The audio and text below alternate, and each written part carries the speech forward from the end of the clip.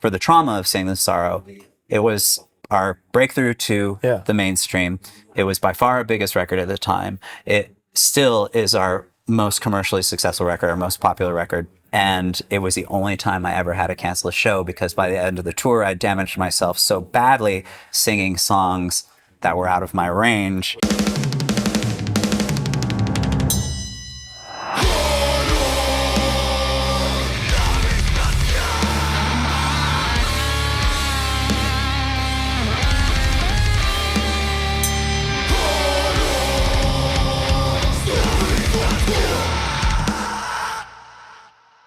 (2003). 2003.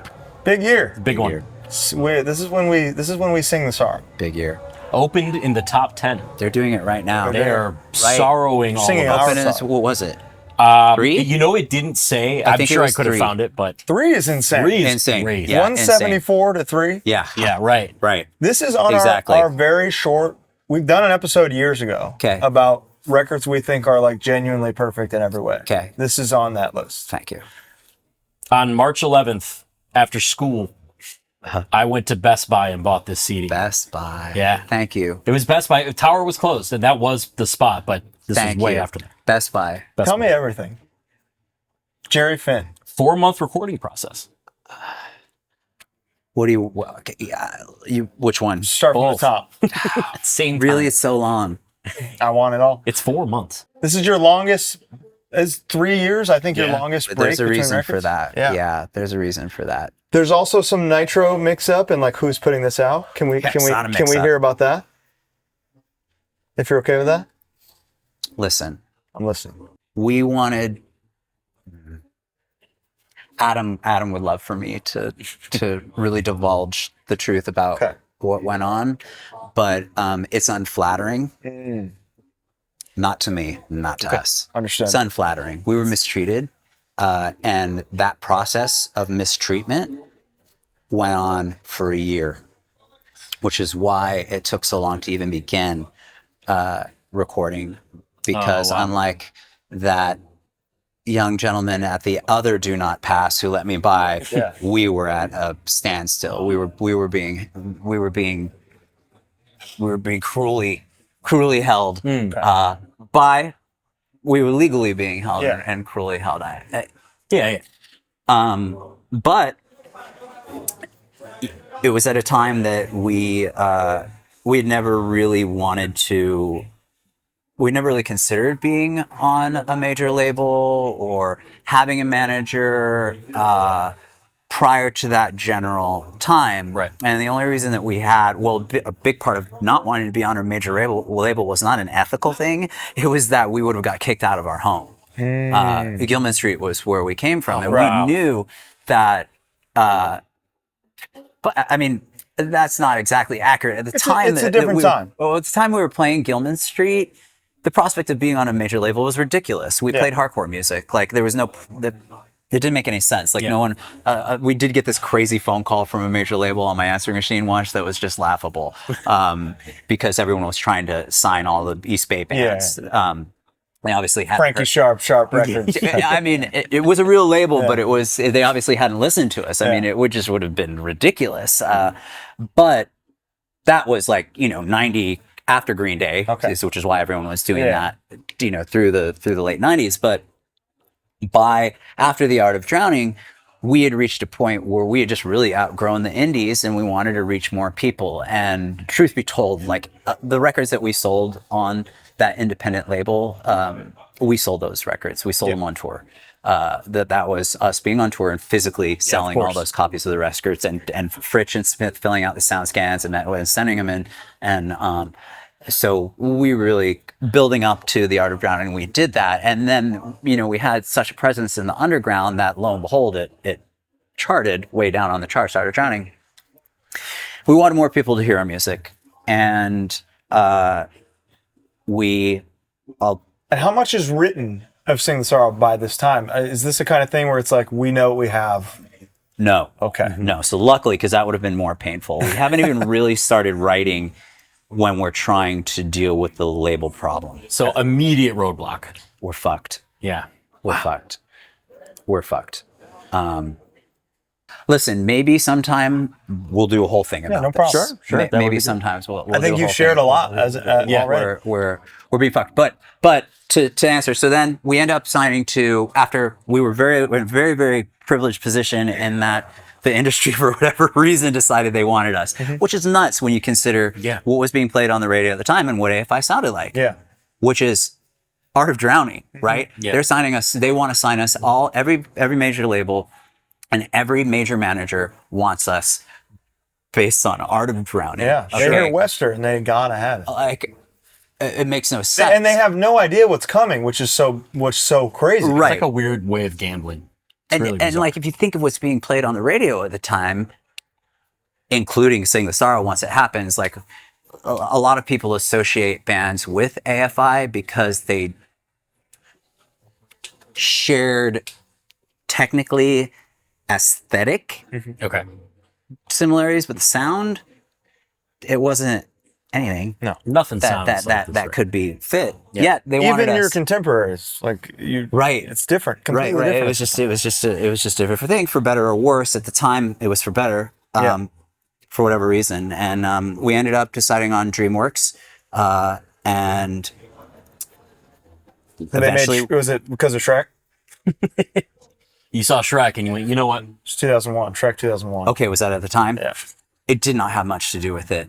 They were separate. I've always wanted Shock. They were separate. Okay. It actually had to do with the A&R guy, Luke, who I'm still very good friends with, who I spoke with today and yesterday and the day before. Great. He signed us. He signed Elliott Smith. He tricked me into thinking he was Rick from Jimmy Eat World, so I spoke to him before we were speaking to A&R guys. Okay. We were like, get away from us, until we decided, okay, now we want to talk to you. Until we had the conversation with our record label owner, he started the conversation, to be clear. He sat us down and said, I think it's time for you to leave, right when he knew we were going to say, hey, can we please go? The story gets storied from there. Gotcha. Yeah. As it does. How does this begin? How do you even start to tackle writing something like this? Same way as we always did. It was just, hey, let's do it again. It wasn't, because, with us we made it clear to every label, okay, you don't get a say in anything we do. If you want us for who we are. None of this, and every label said that to us, like, yes. And we believed them, and it was true. They just let us do what we wanted to do. So we knew, okay, we're just going to write the record that we've always wanted to write, now that we have the technical resources to create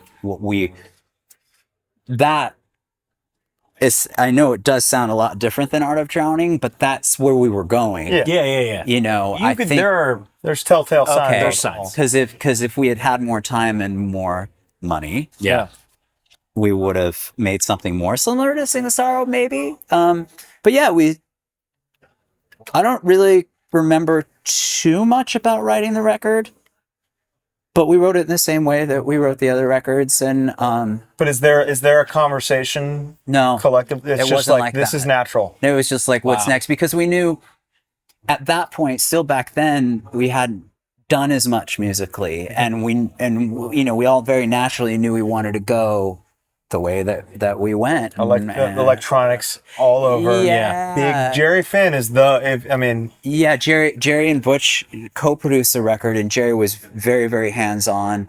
Legend. And admittedly, we met with a lot of producers, and Jerry had done a lot of music that we really, really didn't like. But then You Are the Quarry the year after. And right. How good was that? Yeah, exactly. So when our meetings with Jerry were like, what you got? Do you get this? Because you made this and this and this, and that's not going to work. And was it Silver and Cold that he heard where he was like, guys, this song's really good? There's some story I think I've heard. No.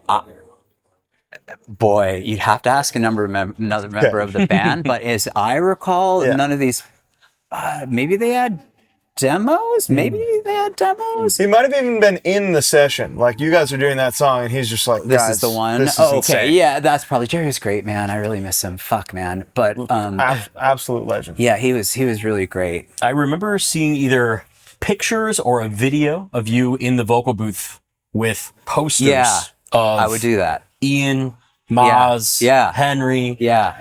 Inspirations? What do you get out of that? Yeah. Just that. Yeah. It was, I think our A&R guy and the producers, everyone that we work with came from the music past, and that was something that I think a lot of artists had done in the past, and someone suggested that to me, I think, of building, or maybe Jerry built me. He's like, hey, yeah, here's your vocal booth, like decorate it. I'm like, oh, that's great. So I would go to Amoeba R.I.P. on that record, and on that record and December Underground, and go and buy posters of my inspirations to just be around the guys. Yeah, I had that experience in Australia recently where one of the venues we played, we went out and Green Day asked us to support them.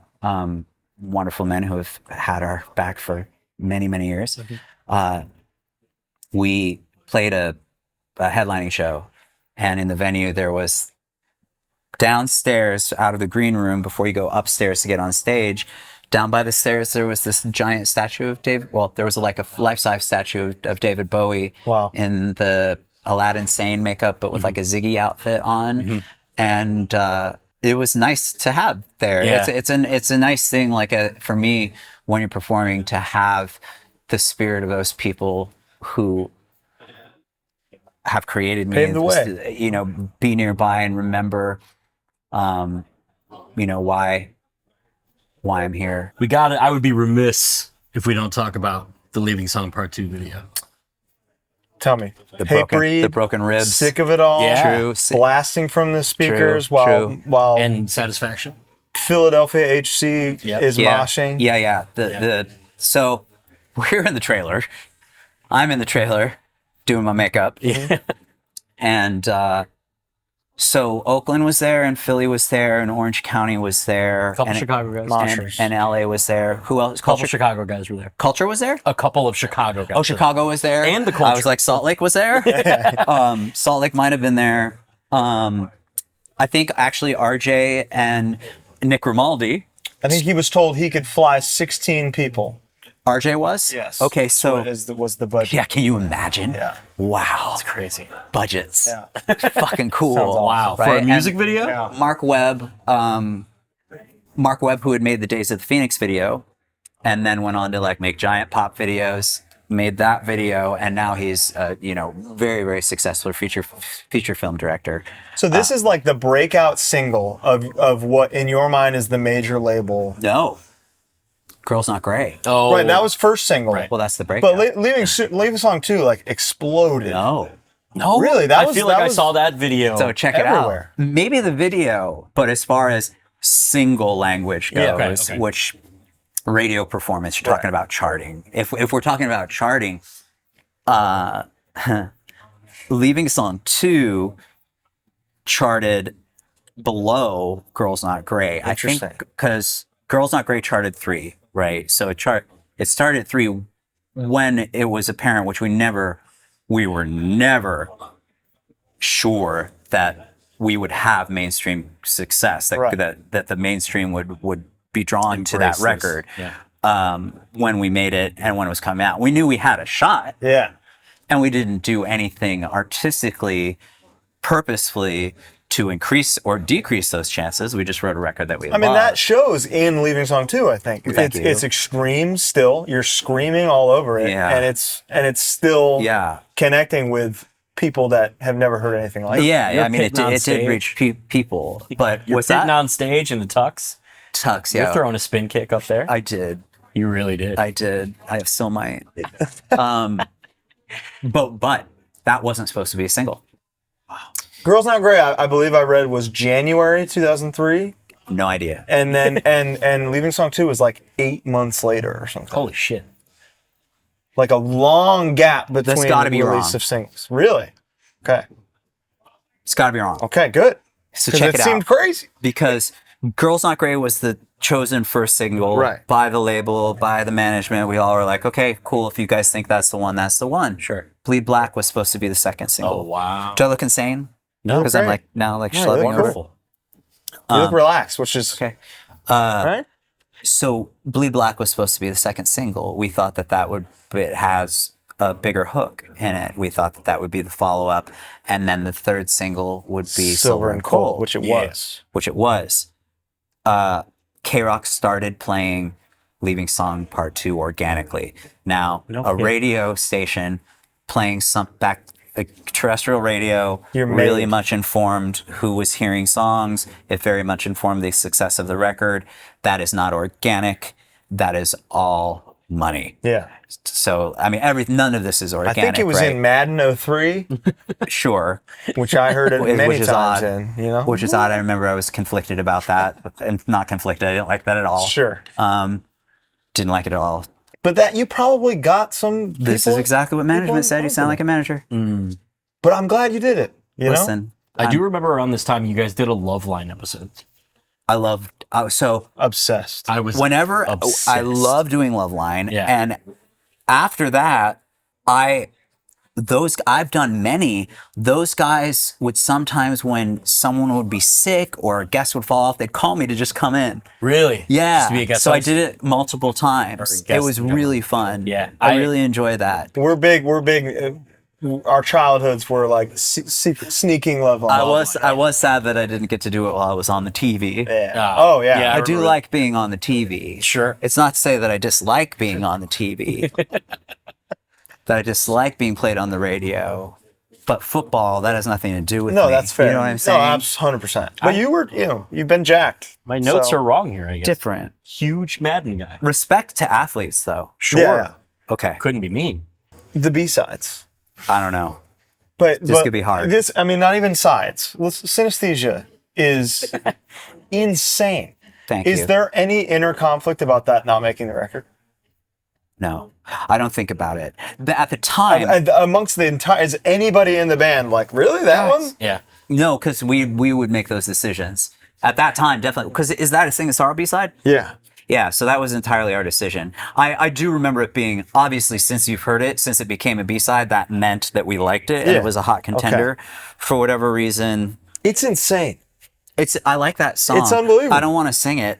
It's hard to sing. Fuck, it's hard to sing. Yeah. It's but way you do too that. hard. That's what you do. You do stuff that but I fuck is hard to shouldn't sing. have been. Even then, I couldn't sing it. But I'm glad you did. Well, thanks. Thank Jade, because it would be the conversation like, I can't sing that. He's like, you sing it in the studio. There you go. So that actually probably be, if come to think of it, I probably voted to not put that song on the record for fear of having to play it live, which in the end, all of that was very, very difficult to sing and put me in the hospital. Oh, shit. In the end. Yeah, it was very, for the trauma of Sing the Sorrow, it was our breakthrough to the mainstream. It was by far our biggest record at the time. It still is our most commercially successful record, our most popular record to date. And it was the only time I ever had to cancel a show because by the end of the tour, I damaged myself so badly singing songs that were out of my range incorrectly that I had to cancel the last 10 shows of the tour, which is, I'd never canceled a single show in my life. I don't do that. I'll go up there as to harken back to Oliver Twist, the show must go on. It must go on. I vividly recall, I recall the show, I think it was on Blood in Dallas, where I gave Dallas one of my worst performances ever, and they were so kind about it.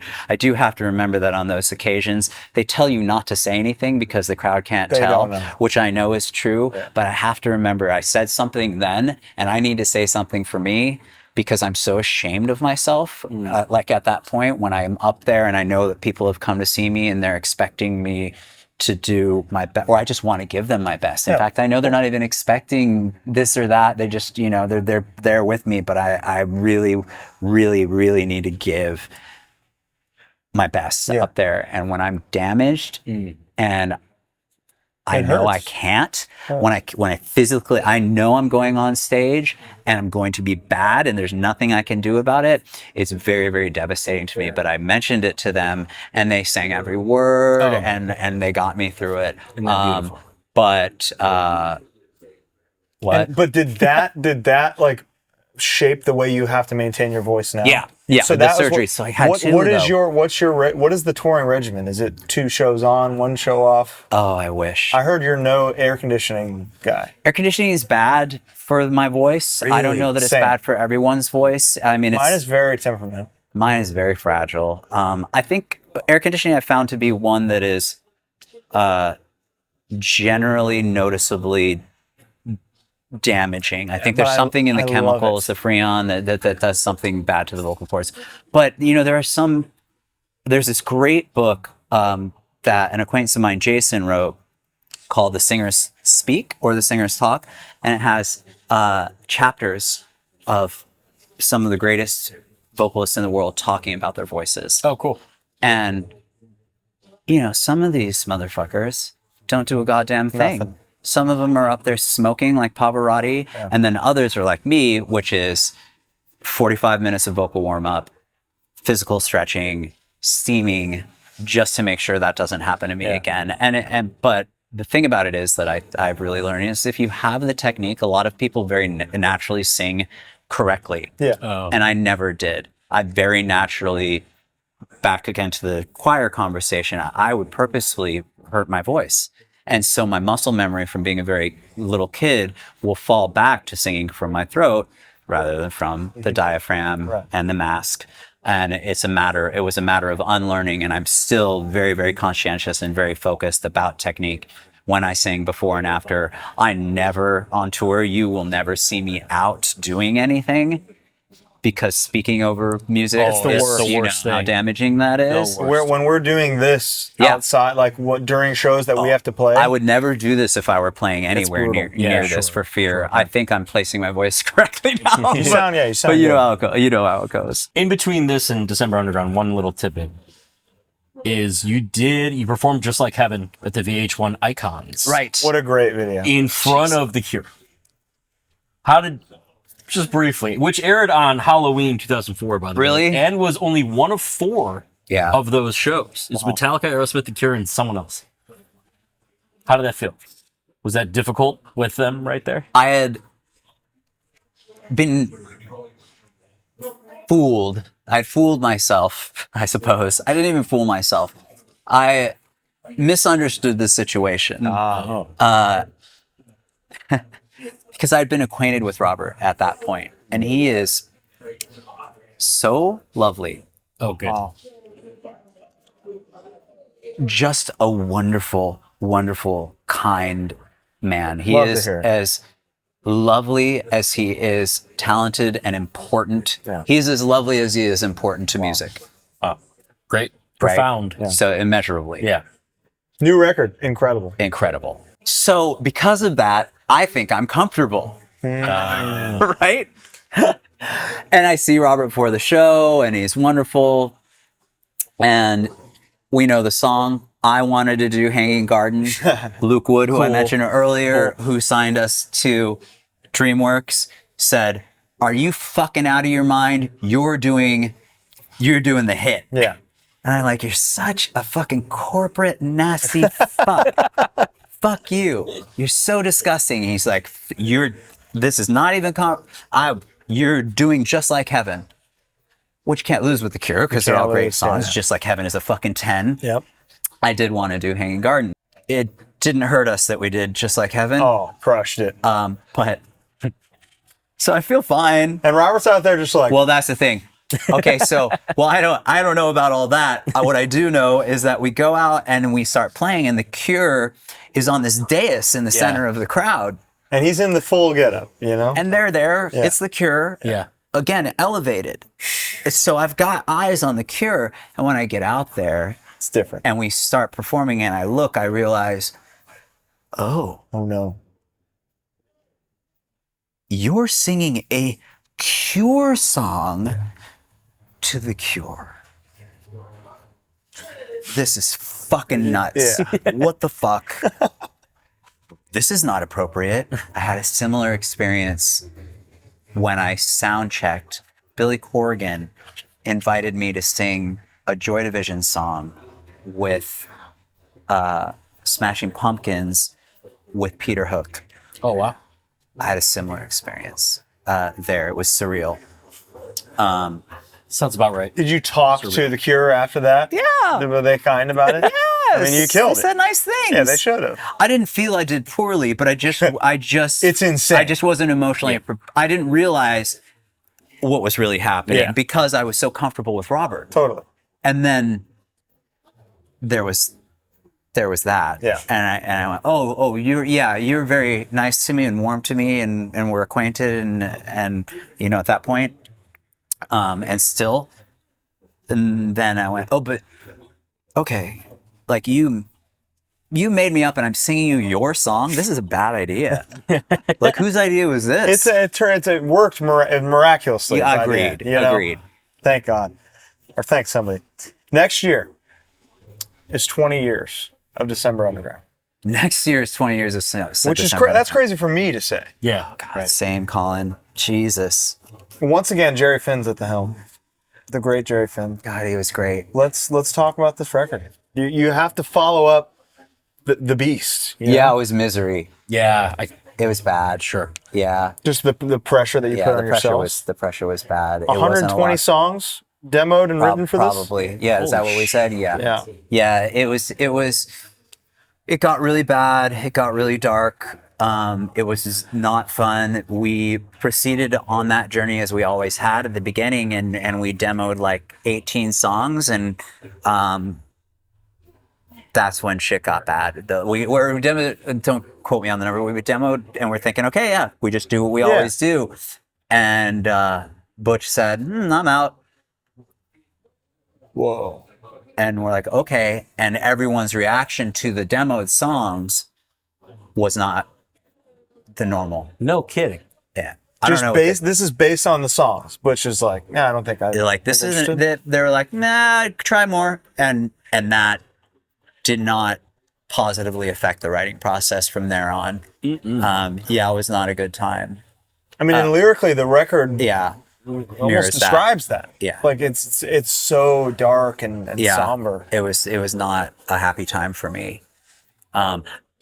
Meanwhile, personally, when I was making the record, when we were down here recording the record, by the time we were recording it, by the time we were agreed upon the songs and recording it, once we said, okay, we're going to make this record, it got a lot emotionally better for me because we were finally making the record. Yeah. We finally had the songs. We finally and DreamWorks, how is working with them at this time on this? Because they're all in. I wanted to kill him. Okay. Well, no. So it's not DreamWorks. That was another big part of the problem. But no, Colin, you're right to say that because that was also a part of the issue. The pressure was even greater than following up our first commercial success. Yeah. It was David Geffen had sold DreamWorks to Interscope Records. David Geffen himself. David Geffen had sold Beetlejuice. David of the just breathtaking art collection. Geffen was like, why would I have a record label? This is a dying industry. Let me sell it to Interscope. So suddenly AFI was on a label that 12 months prior, 15 months prior, we'd passed on. Yeah. Luckily,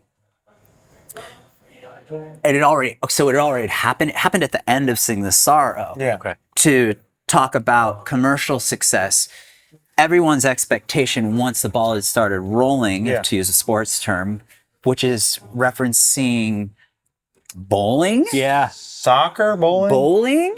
I would have imagined. Skee ball. They roll in to reference my favorite sport, which results in stuffed animals if you're good at it, skee ball. Once the ball started rolling, there was a hope of achieving more commercially with Sing the Sorrow and reaching more people. Of course. Because the music that was being played on alternative radio at the time was outselling us, thereby pointing like you could be selling a lot more records. But what happened was shortly after or right before Silver and Cold was dropped as a single, David sold the label to, we had headlined, I think we had come around and we had headlined at the end of Sing the Sorrow, toward the end of Sing the Sorrow, the Gibson, which was the greatest amphitheater. Did you guys get to go there? So we headlined the Gibson, but it was backstage at the Gibson where I was already bereft and lying on the fainting chair because I had like a sinus infection. I felt I hadn't done well. And our management had a strange tone about them. What's going on? Well, David sold the label to Interscope. Like, we knew what those words meant, but again, we're coming from where we came from and we're new to all this, and we still don't really know what that means, but we knew it probably wasn't good. Yeah. And everybody at DreamWorks disappeared, except, luckily, our A&R guy, Luke, and Ed, his assistant. So they came over, right? So the A&R guy who I said I wanted to kill, the reason I wanted to kill him is because he is a nasty, nasty fucking motherfucker, A&R guy, but he's also an artist. Yeah. And he also understands music. Like I said, he signed Elliott Smith. Right. He was in Girls Against Boys. Okay. He wanted us to survive this. Yeah. So he knew that he had to convince Jimmy that we exist, Jimmy Iovine. Yes. Which he was desperately trying to do. So he was up against that, because if Jimmy didn't care about us, we weren't going to have a hit. He's got 50 Cent at this time. You know?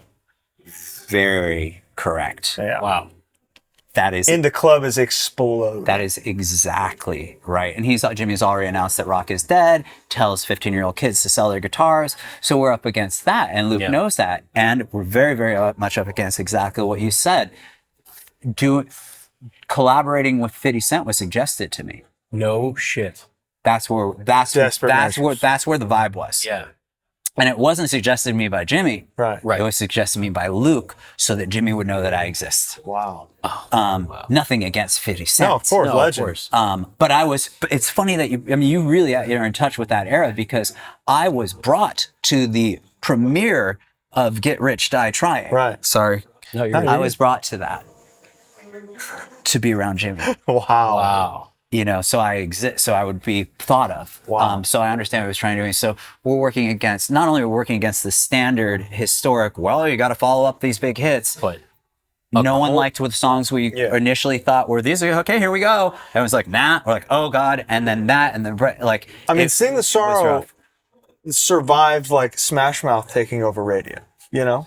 Yeah. Sing the Sorrow was like worked, it was miraculous. yeah, it truly was, like you said, happening. because that's what's going on at the time. And now it's happening Smash Mouth. again in rock radio 5 years later. It's crazy. But now it's like, it happened. Guitar music died, essentially. And track 2 of December Underground, you're screaming right off the bat. Right. It's funny. Like I really, when we were making that record, like maintaining that aggression was very important to me, to represent our roots in the milieu that we were then in. Wow. I kind of regret it. Really? Yeah, I artistically regret it. You think it was you a just went regression full a little on bit? No, melody? it's not that it was regression. It's just that Yeah, but you're talking about regret. I feel guilty about it in a way. I feel it caused some problems. Oh.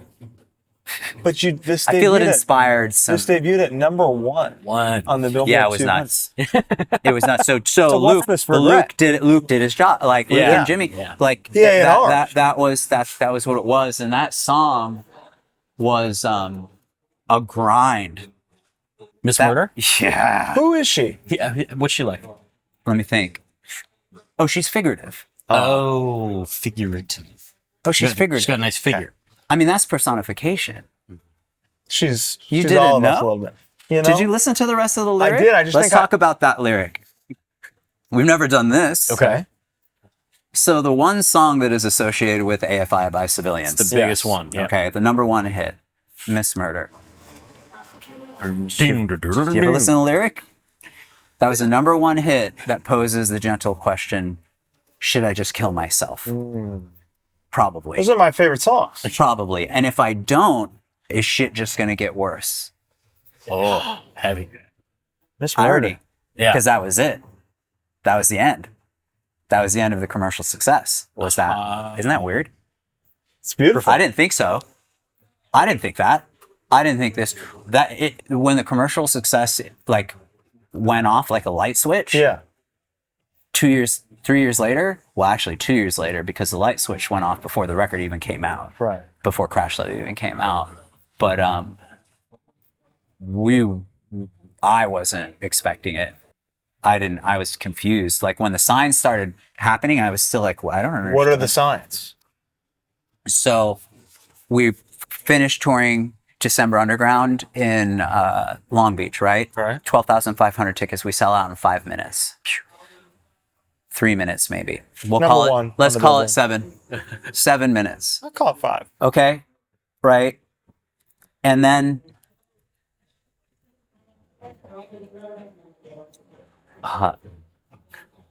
Guess what? This is very important. Hit me.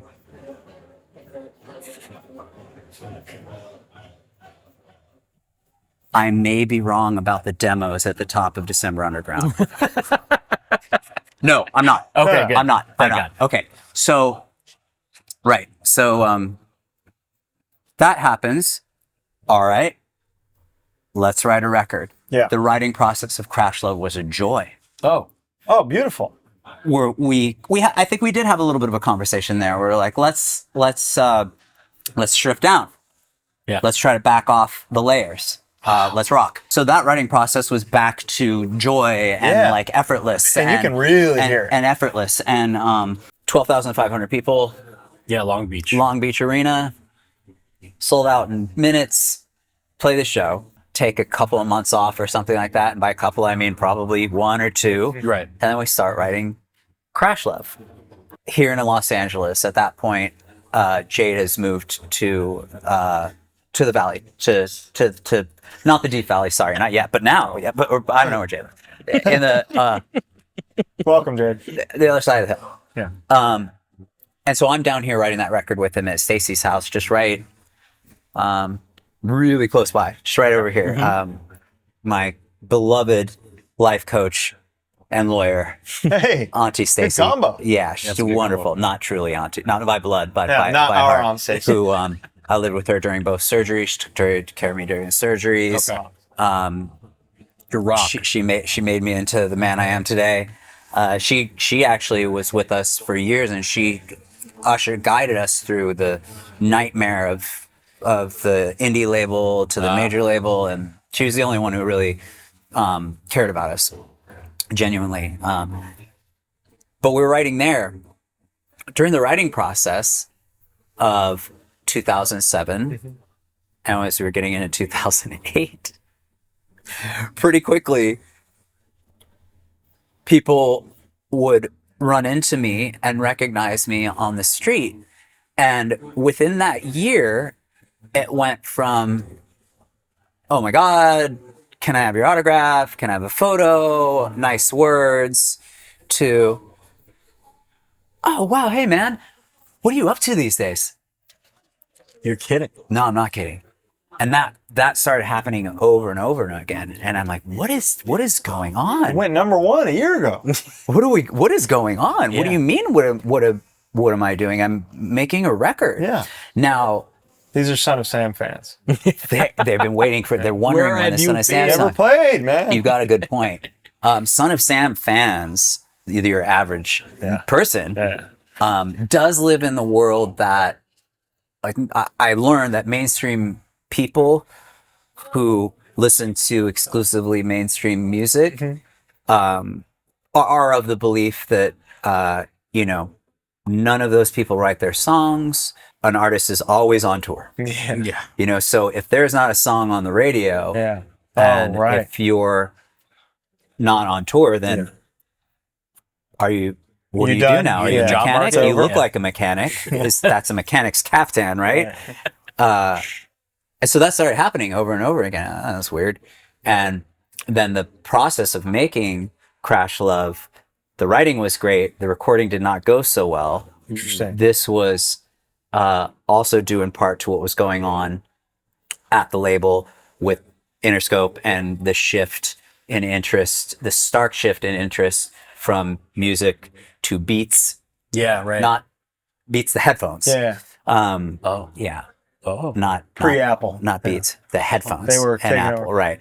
So that was very important. If you look at an Interscope video from anywhere around 2009, before definitely, you're going to see Beats headphones in the video, because it was a rule that we avoided until we made.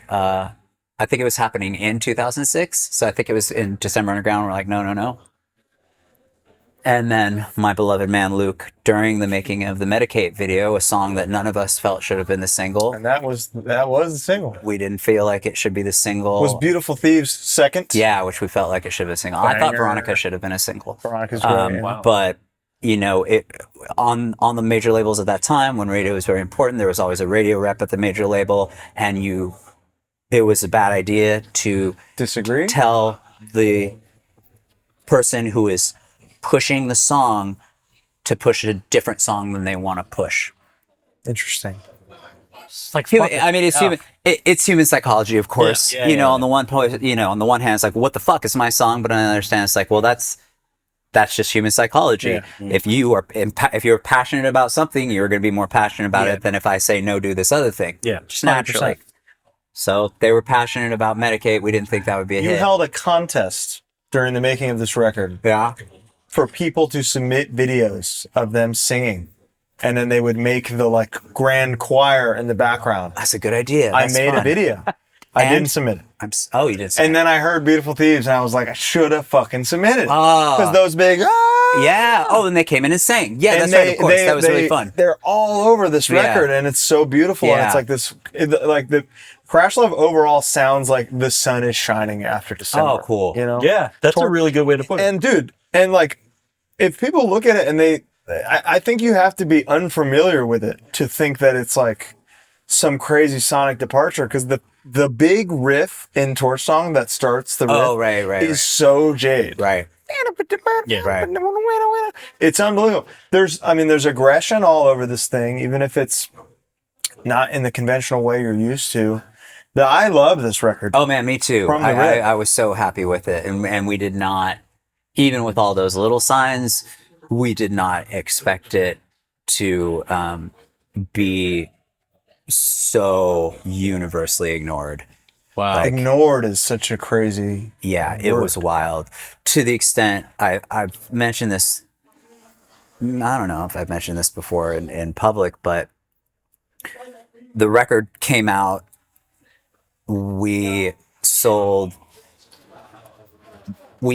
that record, Decemberunderground sold more the first week than that record sold in its entirety. Holy fuck. So it came out with a commercial flop that was so bad because at the time, obviously, record sales were waning.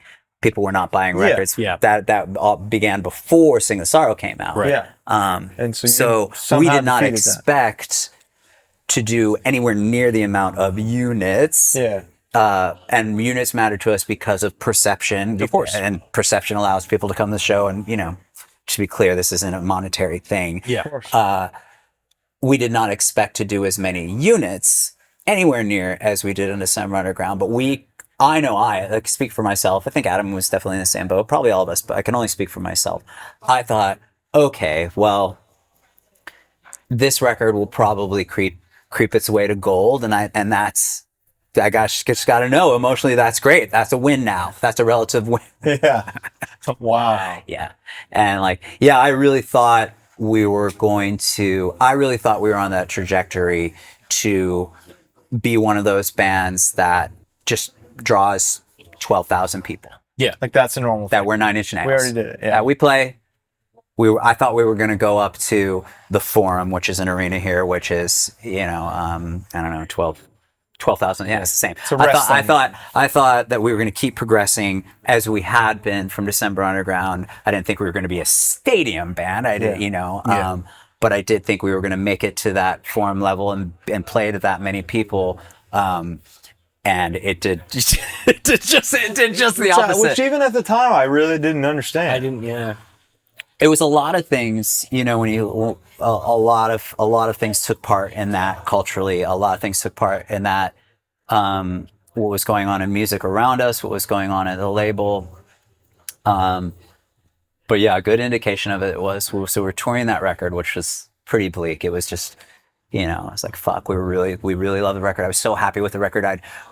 It was joyous. Writing the record was joyous. It sounds like it. Lyrically, it wasn't joyous, but make the process in comparison to the misery of the one before was rejuvenating. Yeah. I enjoy this again. So to have it be completely ignored was particularly devastating, not just in light of our recent commercial success. So all of that conflated into a pretty painful experience. Adam, in hopes of somehow salvaging the record, suggested we do signings on our day off, on every day off on the tour. So we were at record stores doing signings on the Crash Love tour. And I think of one of the most perfect indications of the tone of that time was, we're doing the signings. I never liked taking photos. We could get to that, but we're not taking photos. We're just signing. And this was a very difficult thing, especially at that time when it became very important to have photos with everyone. Facebook was happening. I was very mad about this, but you get something signed, no photos, cool. So these two young women come in the line. Hey, we don't have anything to sign. We just wanted to get a photo. Oh, we're sorry, we're not doing photos. Oh, okay. That's fine. They're wearing Despair Faction shirts. Okay. And Adam says to them, well, we'll see you at the show tomorrow. Or no, I'm sorry. They say, oh, that's okay. We just wanted a photo. We don't have anything to sign. Okay. And they say, what are you guys doing here? And we said, what? What do you mean? Like, you know about the signing and not the show? You know, why are you in Omaha? Or why are you in Pennsylvania? What are you doing here? And I'm like, well, I don't know what she's asking either, right? Because I can't begin to imagine what she means. And she says, and again, they're wearing Despair Faction shirts. So whoever's promoting these signings is fucking crushing. Well, it's not even the signing. It's the more important part is the show that we're playing the next day. That's what I'm saying. So, right. They know about signing. Yeah. Right. So Adam says, we're on tour. And they're like, why? He said, we have this record that just came out last month or 2 months ago. And they go, oh, okay, cool. And he said, yeah, we're playing tomorrow. Are you guys going to come? And they say, oh, no. And like, just he says, why not? He's like, and they go, oh, well, we didn't get tickets. And he says, I could put you on the guest list because certainly it's not sold out. It's Crash Love. And he said, I could put you on the guest list. And they go, oh, no, it's okay. Oh my God. Because what they wanted was a picture. Oh, because that's all that matters. That's right. Jesus Christ. So that was a really like good sign of that was a good indication of really kind of that. I mean, but that became the future of music as well. So it's not your fault. Yeah. Yeah. Well, I have long decried reality television, long decried it. And in fact, Crash Love that's the majority of what that record was about, or much of what that record was about, was social commentary against that aggrandizing of celebrity and malignant behavior, bad behavior, aggrandizing bad behavior through social media and through what began with the sex tapes, the reality TV. It started with The Real World. And now who's our president? Of course. A reality celebrity. Yeah. So end transmission, we're ending Jersey Shore, you know? Not that one. That one wasn't about that. That one was actually about something nicer. Okay, good. Beautiful. I mean, nicer for me. Something more pleasant. It was certainly more romantic. I got you. So if Crash Love is, hey, you know, this is also beautiful. Burials is die, motherfucker. Yeah. And before we get into that, how do we regroup? 4-year gap now between the, you know, like, I wanted to die. You do the record cycle? Yeah. It was bad. I did. I wanted to die. And not just because of the artistic nadir. Not the artistic nadir, I'm sorry. I was very happy. That was a problem. Yeah. I felt and still believe that was our artistic peak at that point, but we had been ignored. And then what was going on with me personally followed suit. How do we regroup? Yeah. And I was despondent. Like I couldn't imagine the process of embarking on making another piece of art. Why would I do that again? When it's going to be completely ignored. Yeah. Why am I going to do it if it's going to be completely ignored? It's too painful. It's too painful.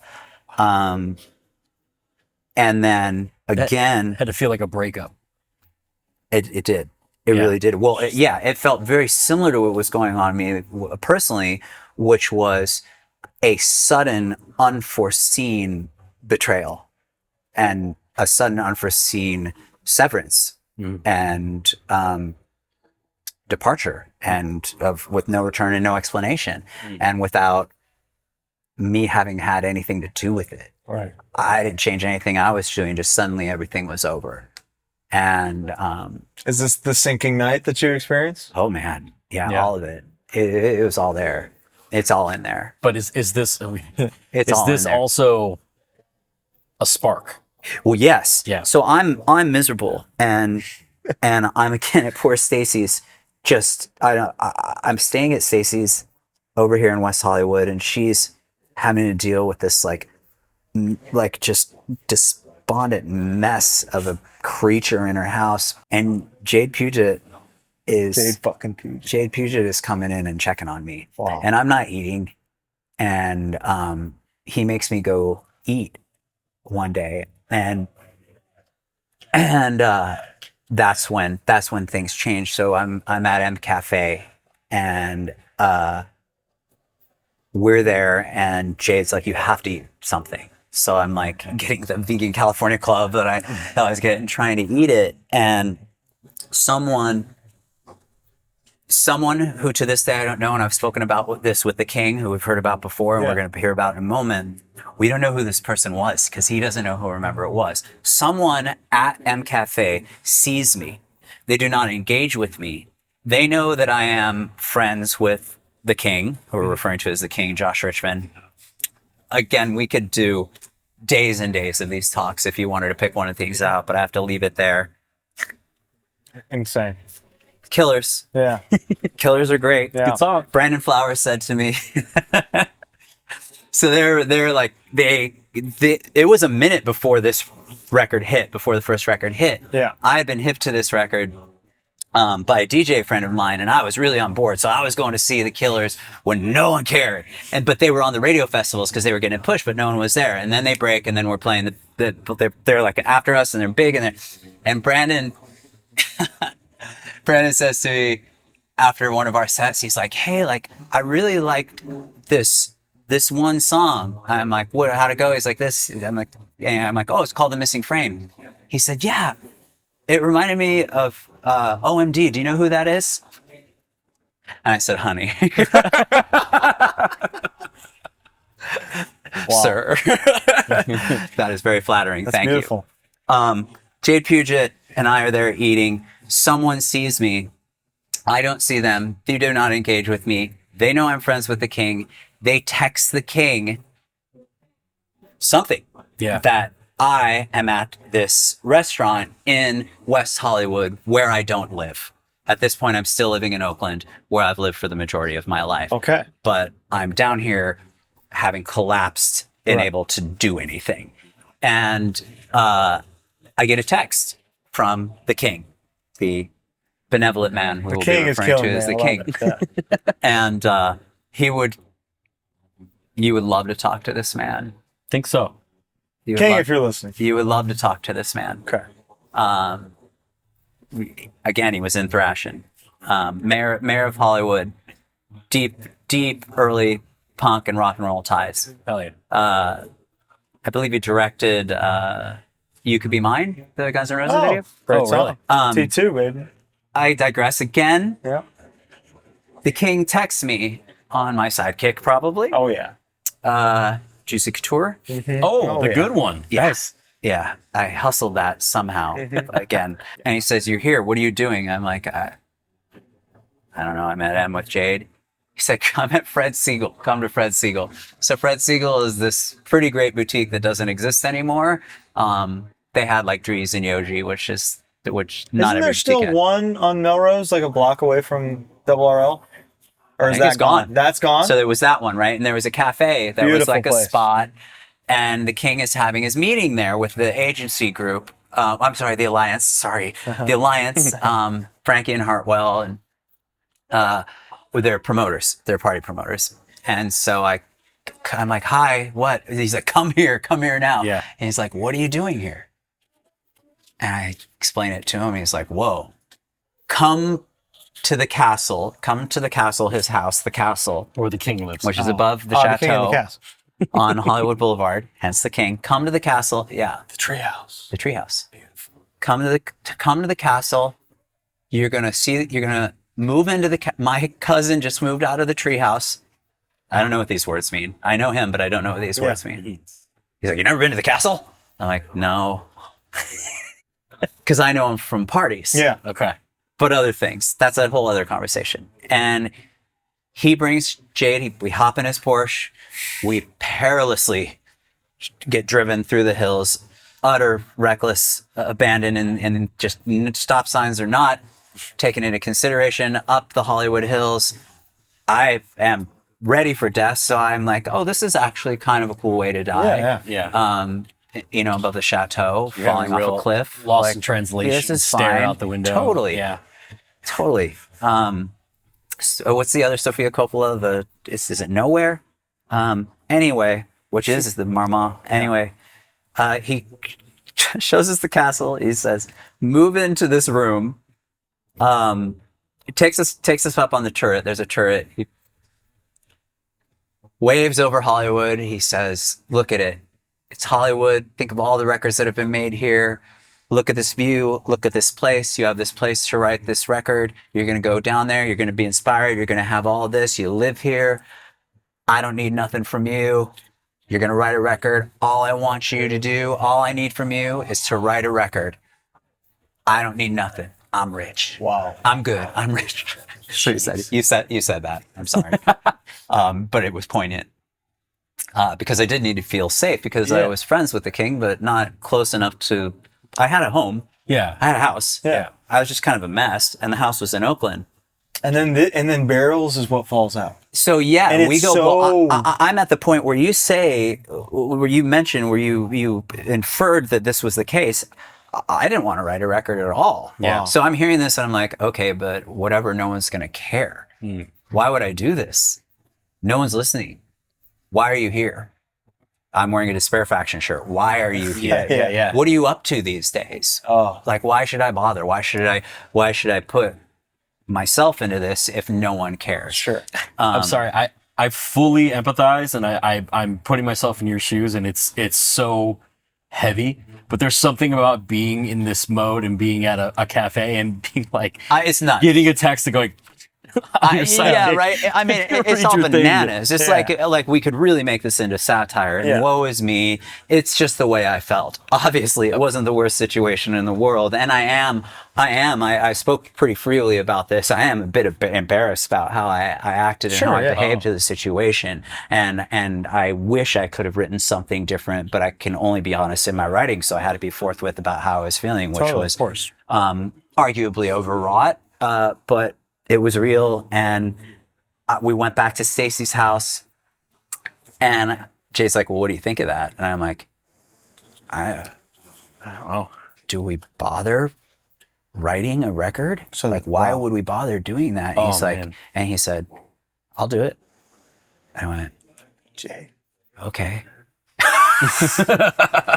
And I talked to Stacy. I'm like, this is what I was told about the house of this. And she's like, do it. I wish someone would let me live in my house. They're free. I.e., please get the fuck out of my house.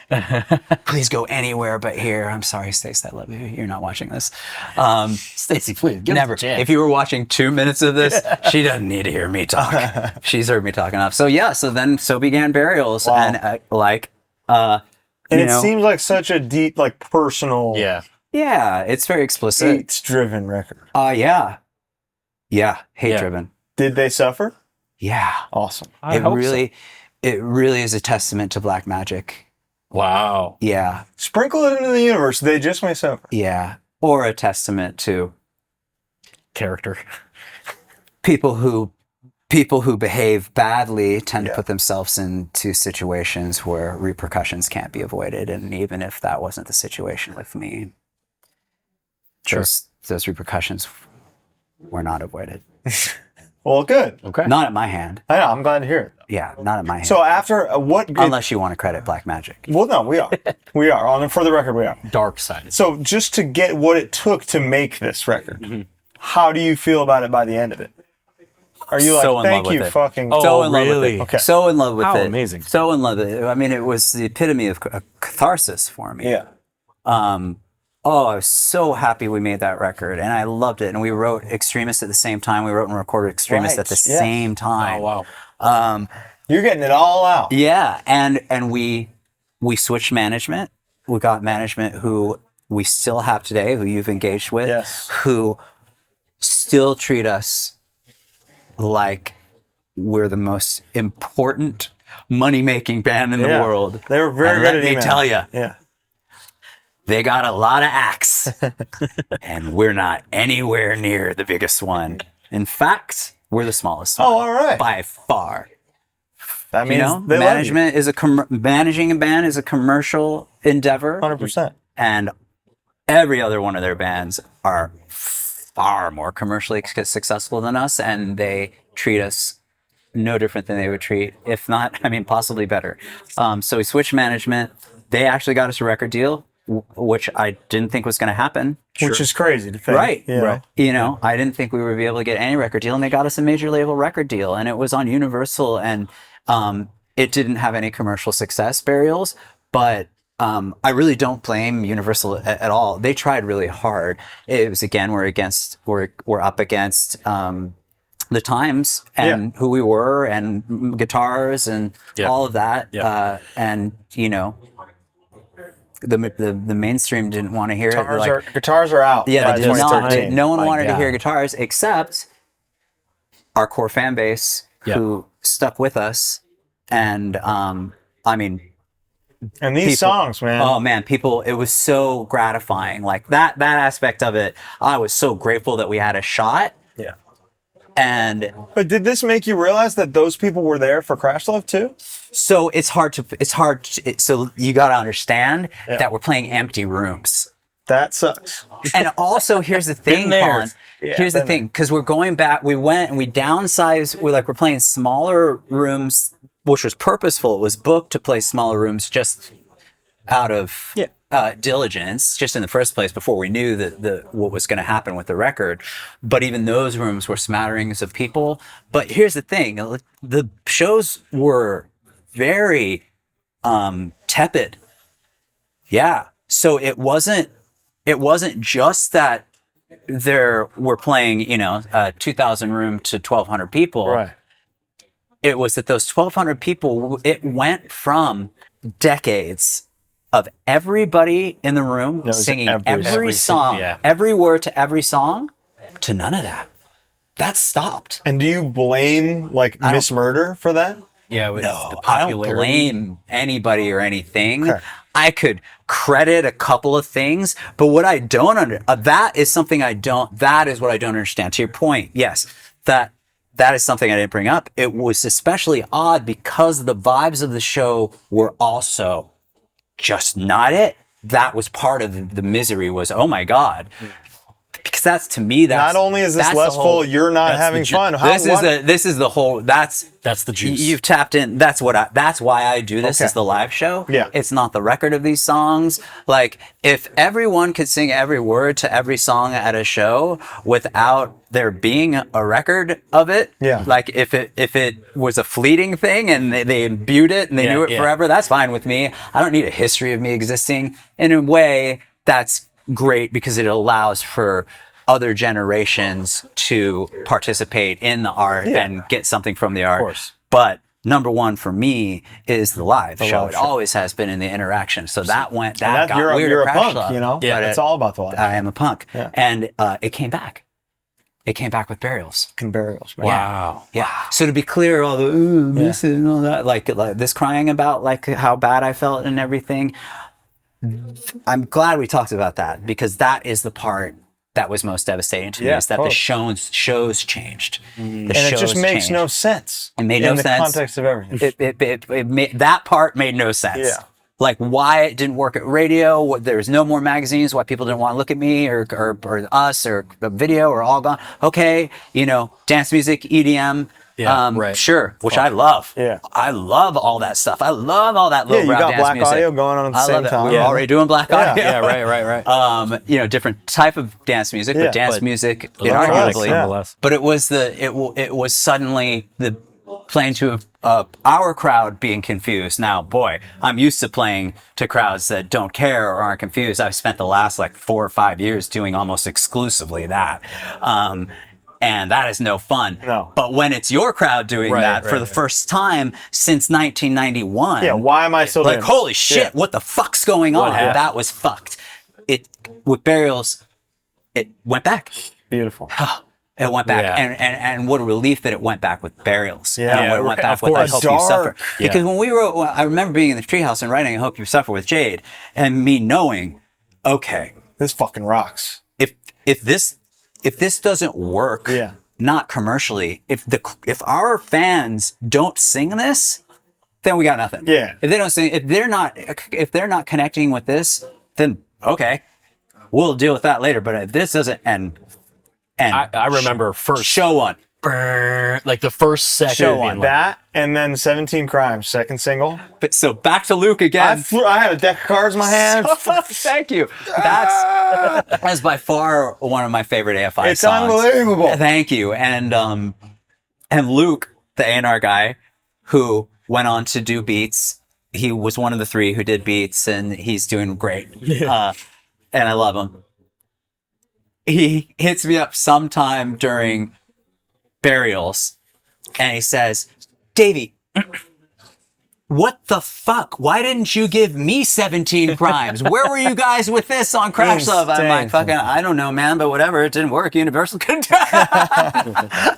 it. But yeah, and that's really cool because the crowd reacts to that too. Like immediate crowd reaction, which again is what it. That's all that matters. That's all that matters. That's the most important part. Pardon this interruption. This is so important. This interruption. We've got to talk to you about AG1. We really do. We love AG1. We use it all the time, but they have exciting news. More specifically, today is about AGZ. From 1 to Z, the alphabet, the numbers, they've got it all covered. Are you ready? Are you ready to ditch the stress and focus on the rest? You got to try AGZ. Listen, they've had our morning rituals down for years now. This is year 3 of HardLore and AG1.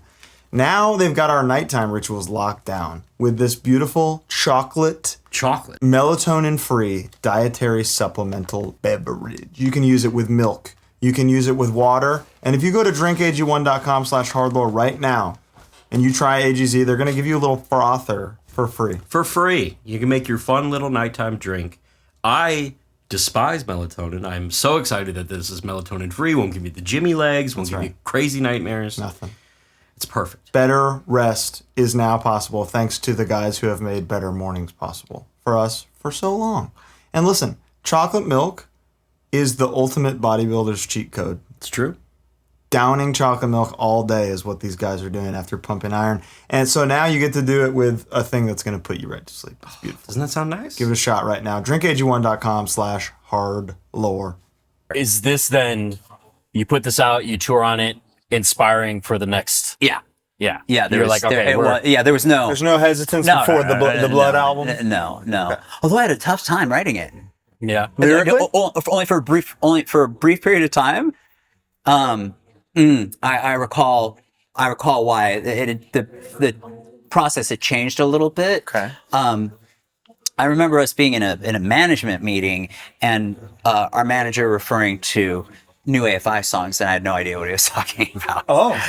Well, Jade had played him music beds, and he was like dying over these music beds, and I'm like, so I think, knowing that my management loved these music beds without a vocal on it, I think my mind psyched me out because I'm like, well, there's no vocal on it, so what am I gonna do? Right. Yeah. What am I gonna do? Do you remember what songs those were? Like what skeletons of songs? To be honest, only when we went away from those songs did it start working. Okay. Did it artistically working for me? Yeah. Did we start flowing? And once it started flowing, it went really well.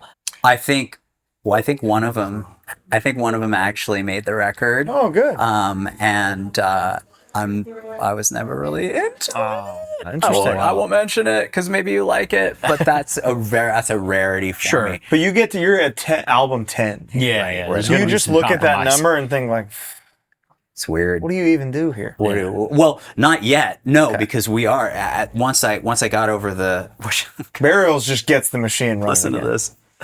So we had an A&R guy on that record for whatever label we were on, and it was an A&R guy we had met when we were being courted for the big record for Sing of Sorrow. And we kind of met him back then. Obviously, he didn't know much about the band because he was hearing about my struggles writing, which I had never had before. He suggested that maybe Davey should do some mushrooms. Loser. Foo.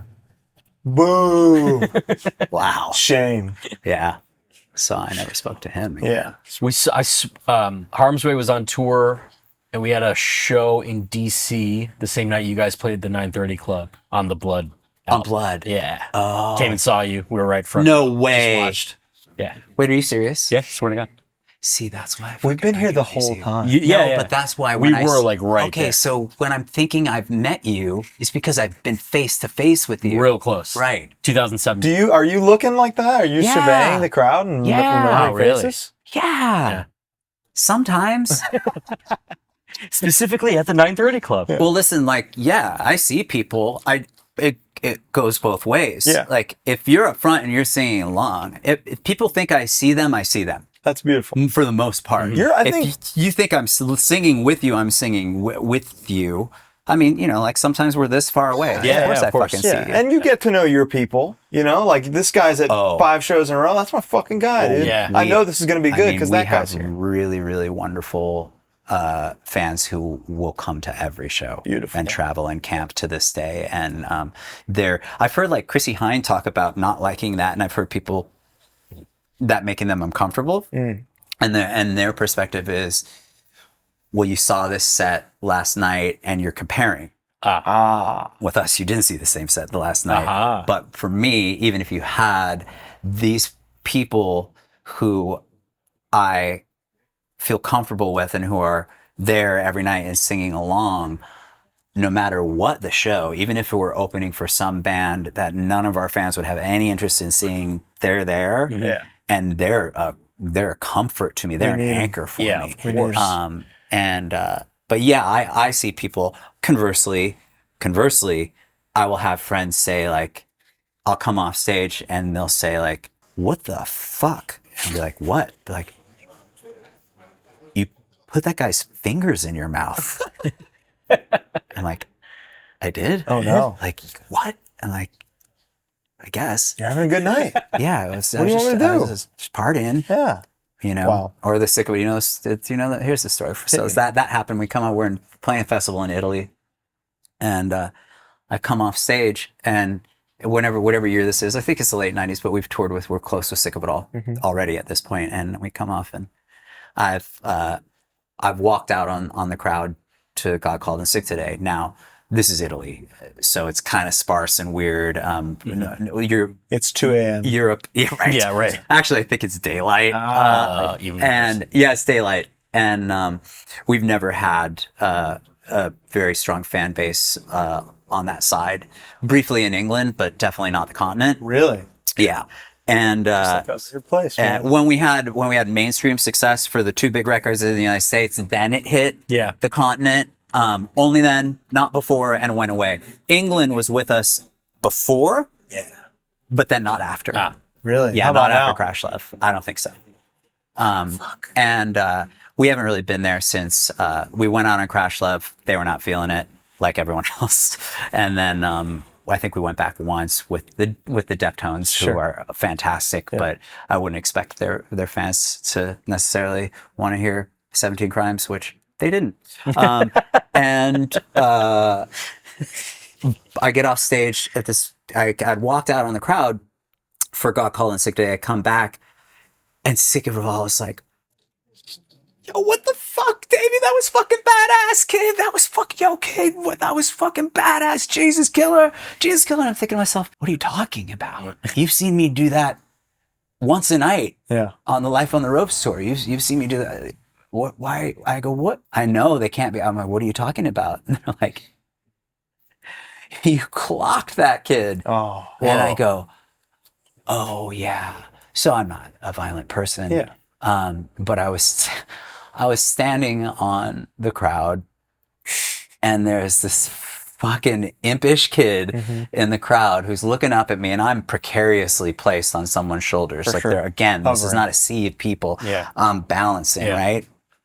And my guy down here is looking up at me, and he's just grabbing my dick and holding on to it. Like he's got a dead eye on my dick, and he can, Head, he can shaft? get it head. Oh. Yeah. Well, I'm singing, and it's got called in sick today, Oh. so we're not at. Yeah, we're not looking great. Yeah. So, but he's got it. Yeah, he's got right. So he's got it, and he's like, and he's got it. So this is uncomfortable for singing. That's not good. Like sexual assault aside. Right. I know he's fucking with me. Right. And so I'm trying to sing. I'm like, fuck. So it's first stop it. I laugh. And he just boom does it again. And I'm like, fucking stop it. He just does it again. found it. It does third time. So I don't even know. But I got my mic hand. Oh, God. So I just I light him up. And so I don't realize that they're hearing, I don't even know I'm doing it. And he's laughing. Yeah. Like I'm not knows hurting what the he's guy, doing. Yeah. like I'm just stop fucking grabbing my dick because I'm trying to sing. Yeah. And I forgot about it. So that's another example of sometimes I don't know You're what's in the going on, zone. but I do see people. Wow. I can't Outstanding. picture him. So after 10 albums, Jade's producing this. Yeah. How much trust do you have to have, this guy he's there with you this whole time. Yeah. His riffs are undeniable. His songwriting skills are insane. Just unparalleled talent. What is this default trust? How great is this level of trust you have in him at this point? 10 albums in. Oh yeah, just pure. Yeah, just producing. It's not even use the word trust, but it's not. It's not. It doesn't even come into consideration. sure.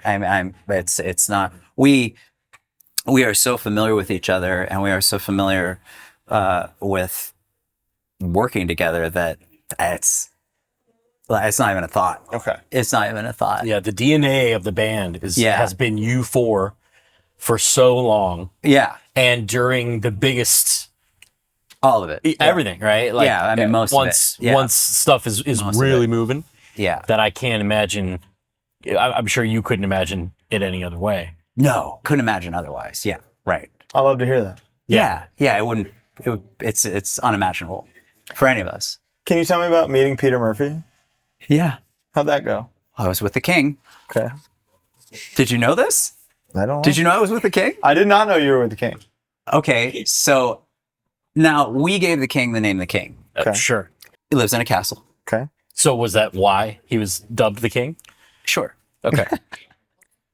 Independently Yeah. of this, and for many, many years, the King carries a cane. Okay. Kingly. It looks like a scepter. Some of them, in fact, what he carries, I would call a scepter. Okay. Actually, it does not have a hook. Okay. Just a ball. Right. And in fact, the ball I think the one that people most associate him with is an acrylic 8 ball, but he has this beautiful one for special occasions that Keanu Reeves gave him, I think, as a celebration of the first Matrix success. And it's got this bejeweled snake around an onyx ball on top. It's gorgeous. Beautiful. A kingly gift. Yeah. So the King, as I offhandedly kind of referenced, long-standing friend of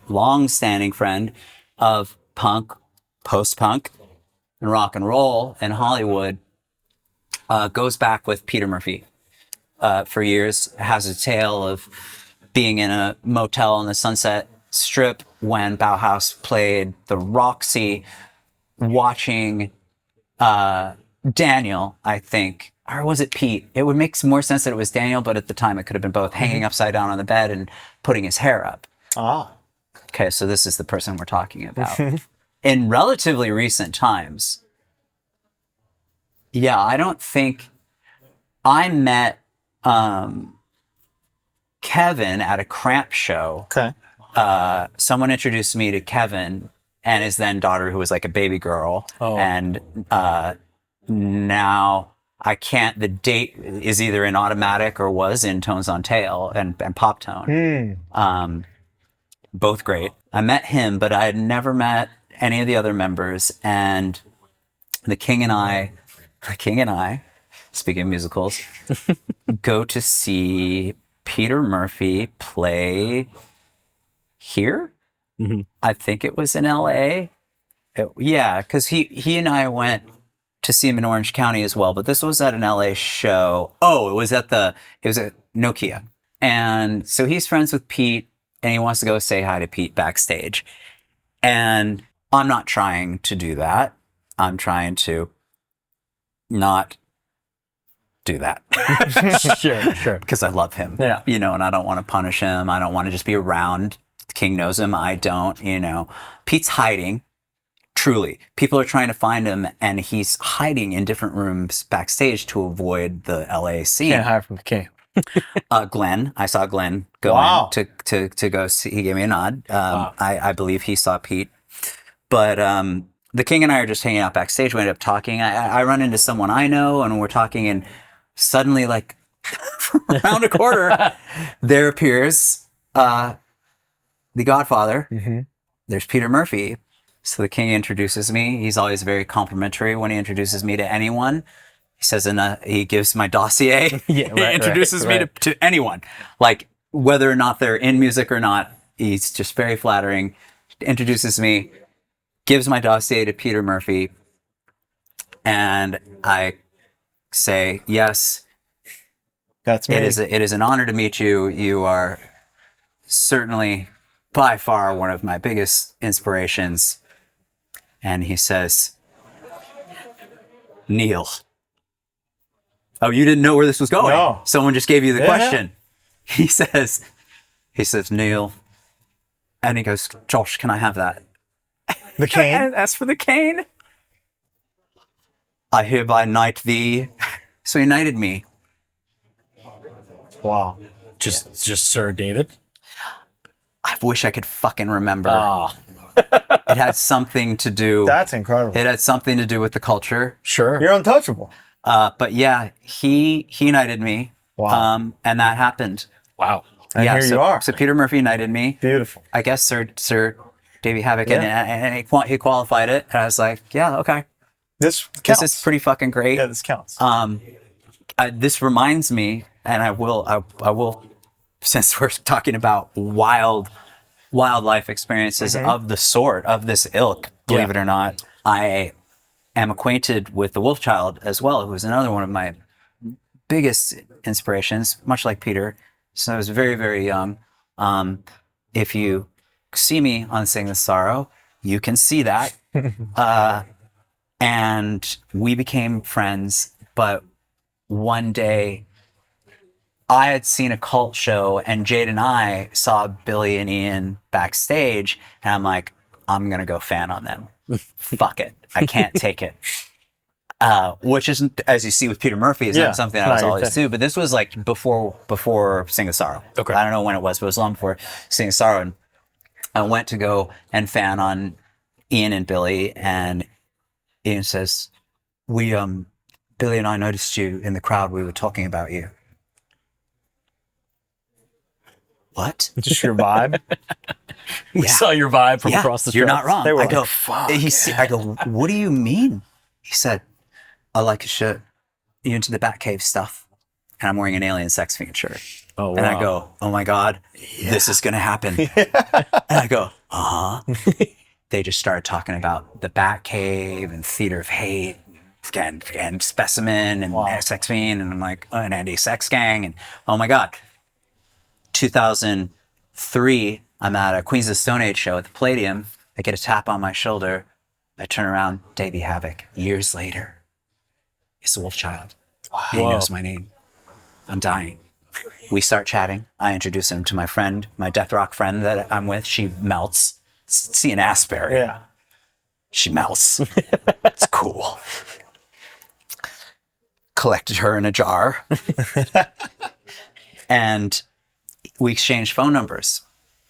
And he called me in the Oakwoods where I was staying, which is these dark, shady furnished apartments that I'm staying in at the time. And we're making Sing the Sorrow.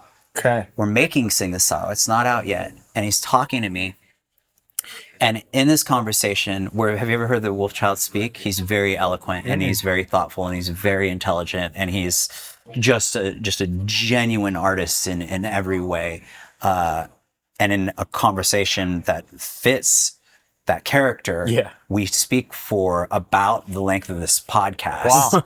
Wow. But in that, he's giving me a pep talk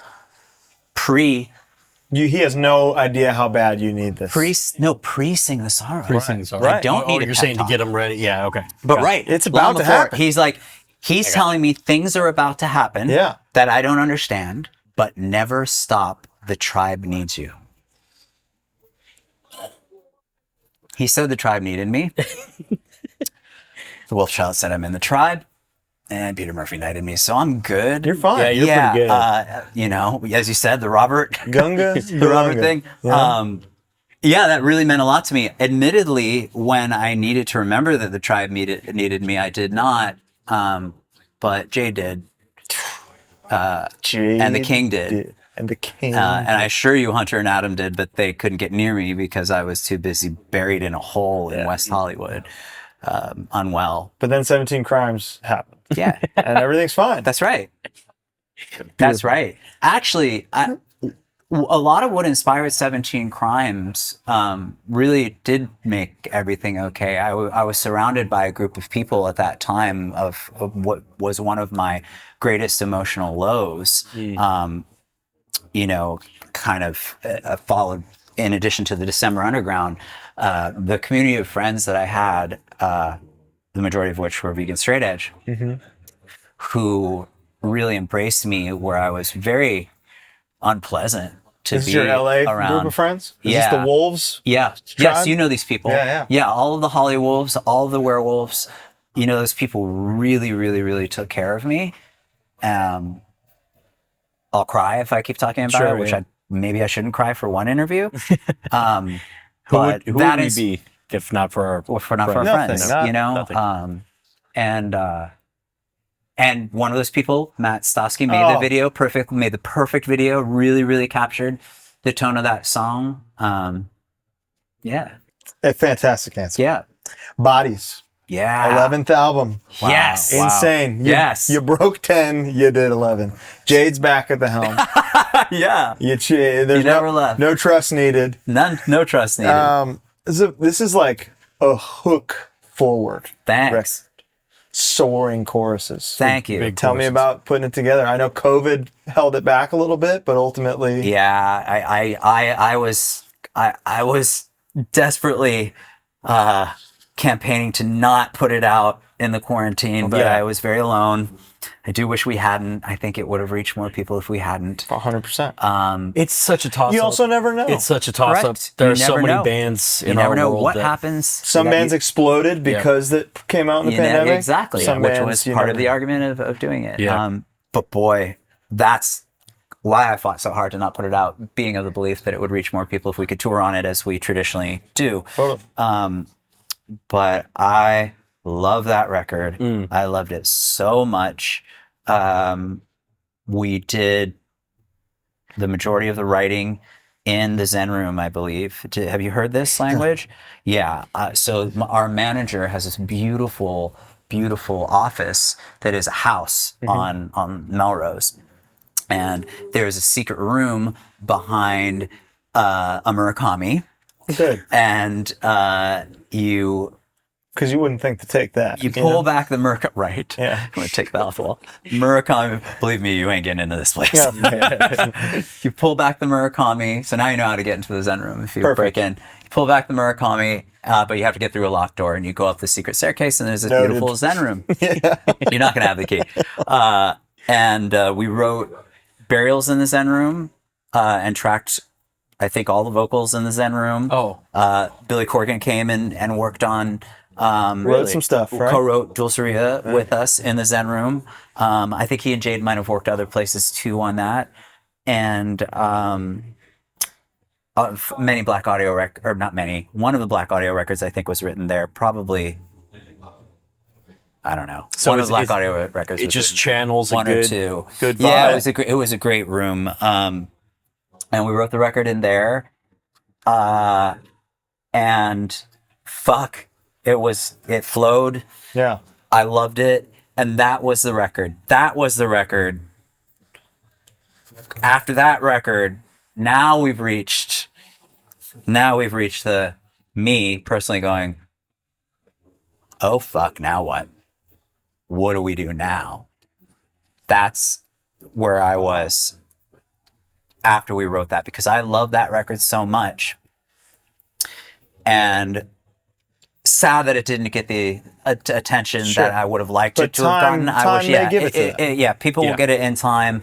The Bodies tour was phenomenal. Fuck yeah. So fun. The once we finally got out on the road after we ground through the virus and then pushed and then the virus and then push, and I would have loved to tour that record more than we did. But as we were going on and doing other things after the Bodies tour, and time was grinding on, and the need for new music started to happen, I would think about that record and how much I love it and where we had gone on that record, and I was confronted with a concern about where we were going to go artistically. You guys are not a band that just does it again, Yeah, there's always some kind of evolutionary leap. What is left? So Colin, Davey, that's correct, right, Bo? Yes, sir. That has always been organic. Yes. Right? Almost unspoken. As we've discovered, there was a brief piece of language from Jade on Black Sails, upon his entree into the group. And that one sentence directed a large distinction between Black Sails, one of the large distinctions between Black Sails, one of the many, and Shut Your Mouth. And then the next really explicit one that came to mind, which we referenced already, was a brief talk about stripping down Crash Love, which framed it in a way that made writing very fun. But I don't remember having those conversations for Blood or Bodies. Definitely not Burials. Definitely not Burials. Not Burials. Not Burials. He was poor Jade. Poor Jade is just hoping. Yeah. Does he ever just send you something like, hey, I know we're not doing something right now, but I just did this. I'm ready. Here's this. We're ready to go. No, because he knows it'll traumatize me. Okay. Oh, okay. It's got to be, okay, it's time. Yeah, for me, we could get into that, but I'm very obsessive. That would make me crazy. I have to be, it's time to write AFI. Okay. It's time to write Black Audio. Okay. It's time to write, look, let's make an Extremist record. Yeah. It's time to do Dream Car. There are times. Yeah. Sure. I have to be ready. It would even stress me out, you just saying that. Okay.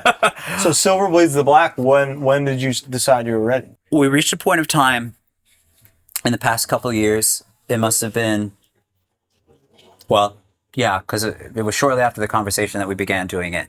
In fact, where we are right now, Brain Dead, is a very stark demarcation in the beginning of the Silver Bleeds the Black Sun ellipses period. We began writing that record somewhere, I would say it was June 18th. I'm not good with numbers like that, but I'm pretty certain there was a Ramones X show here where we played after showing Rock and Roll High School. Yeah. Cool. I wish it could have been here. It was very fun. Incredible. The Monday after that is when Alec was there. I started driving to your neck of the woods, and we began writing Silver Bleeds the Black Sun. Not long before that, we were in a meeting with management, and we decided it's time to write a record, and I confessed my concerns. Okay. And they were the following. Look, I really love Bodies. We can't come with anything that is expected. We cannot write just a good AFI record. Right. We can't have the I'm not exactly sure what that means, but I have some ideas. and I just want to run them by you. And RJ has long been saying to me, you got to write your mood record. You got to write your mood record. And I said, I don't know that we can do that. We've often, the records, though they may have continuity, it's rare for them to have one mood. You guys know that. I saw your AP interview. Okay, right. Where you mentioned that, and I'm wondering what is the mood? I'm not sure, but It's one of those moods. but It's not we angst. could talk about that in a minute. But back at the meeting, I meant to say, let's create a moody record. Can we agree? Would you guys be cool with writing a moody record? I said the word mood. Okay. I meant to say moody. You put that out there. I meant to say moody though. Okay. Oh, okay. So I misspoke. Okay. And they said, what do you mean? And I said, I'm thinking along the lines, and if you saw the AP interview, you've heard this before, I'm thinking Heaven Up Here, Swamp Thing, pornography, ish, maybe some Love and Rockets ish. And everyone said, okay. Yeah. Right, because we're all coming from the same place. And your team And I'm like, understands you. Great. Yeah. We got to do this, but we really got to do it. Because I really felt at this point, this many records in, for us, we really had to do something we hadn't done before, because if we wrote good AFI songs, I just didn't think they would be good enough. Okay. I just didn't think they would be that compelling. Interesting. Like if we wrote Bodies again, Yeah. right? We never do that. We can't repeat the same record again. But I was concerned because Bodies was so good and it was so different than anything we had done before. Yeah. But as I expressed to the band, and I've expressed in the AP interview, I think we've done so much musically at this point since 1991. Yeah. And there's only so much musical inspiration that we all agree upon. Yeah. Now, speaking personally, that I would really want to be involved in, Right. or that I would feel comfortable participating in. And it was a process for me trying to pick things out that we haven't done exactly. And I thought that doing it in whole, doing a record that is one mood and journey, would facilitate the stark discrepancy that I thought we needed, both artistically and that our fans needed from us, which is something like people needing something from us is something I never think about. Yeah, sure. Yeah. But I kind of did. Like I felt it would be irresponsible at this point in our career to, of course, I was just concerned. We started writing. It took a turn, Yeah. Yeah. slight turn.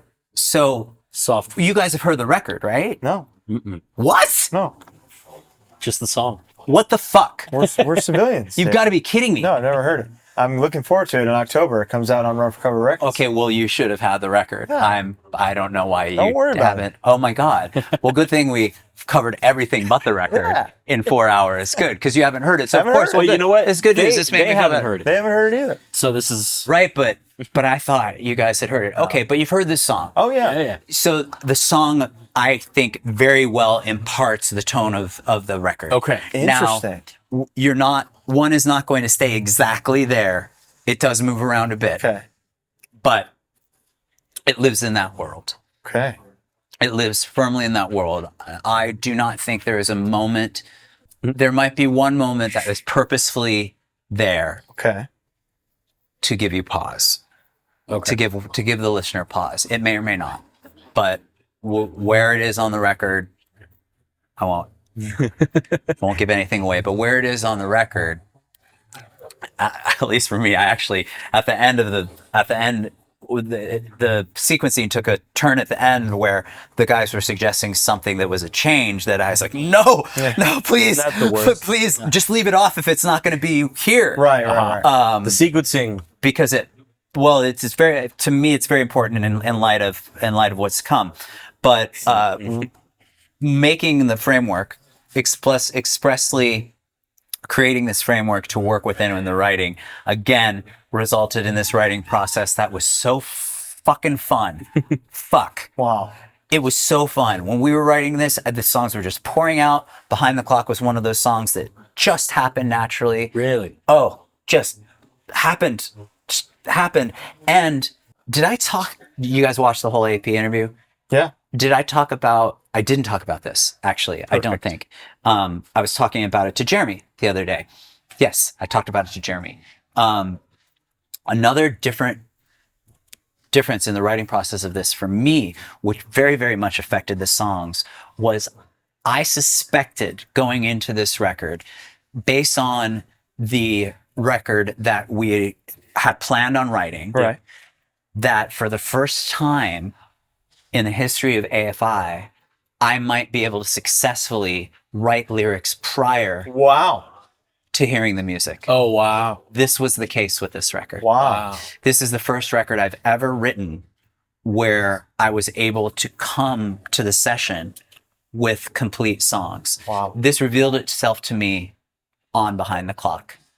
I had a near fleshed out group of lyrics. Are you writing them as lyrics, or are you lyrics? Okay, so you're not just like, I'm gonna write some poetry. Poems. Okay. No. You're like, these are gonna be fucking AFI songs. All right, I'm writing songs. Yeah. I'm writing songs. So I was able to create full thoughts in the structure of a song, right, where some of it would be sometimes needed to be nudged, but this is something I had never been able to do before to this extent. In the past, I would take notes. I knew not to write songs. I learned that very, very early on because of the disappointment of, very early on. Yeah, right. We're talking 1991. Right. Like, here's my song. Yeah. And I'm like, oh, that's not how it can't fit works. anything. Because this is the music and it doesn't work. Yeah. Are you writing melodies this way as well? No. Okay, so you're writing almost poetry.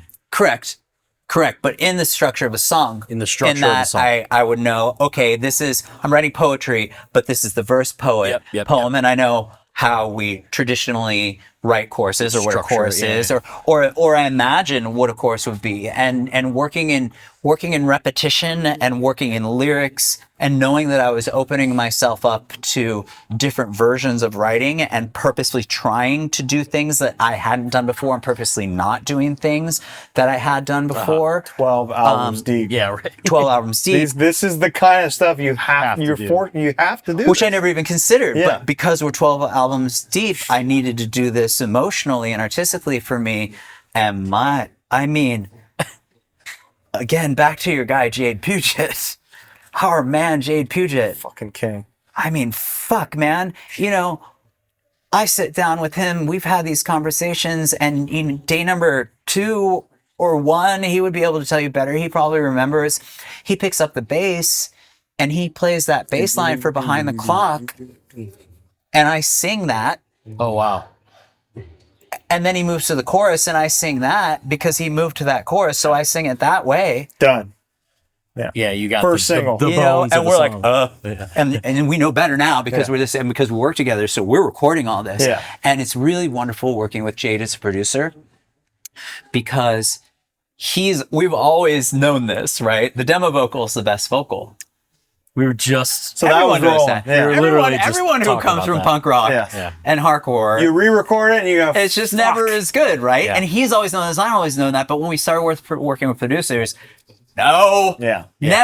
Yeah. No, you can't use it. No. As soon as Jade started producing the AFI records, it was, we're recording your vocals.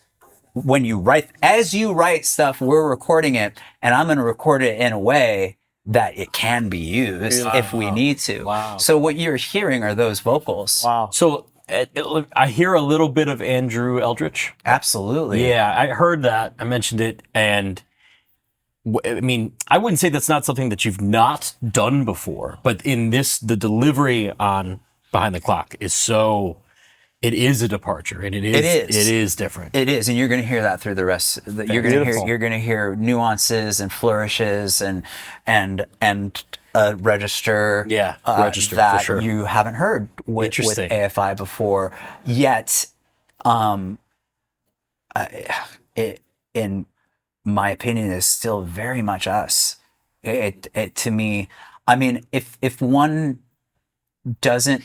If one hears Behind the Clock and thinks this doesn't feel like AFI at all, then that's the way they're going to feel about the record. Okay. Yeah. I certainly don't feel that. I wouldn't think so. to me, it really, really feels like us in such a relevant, pure way. Writing it was fun. We wrote so many songs. Do you feel the mood that you set out to achieve that you have? I think genuinely, I mean, this sounds like a salesman. I think we did something better than what we set out to achieve. Good. But I do. Okay. But I do. I think, I mean, I'm so happy. What I had envisioned and failed to articulate properly was dreamier. There's a bit of dreaminess on this, but there is a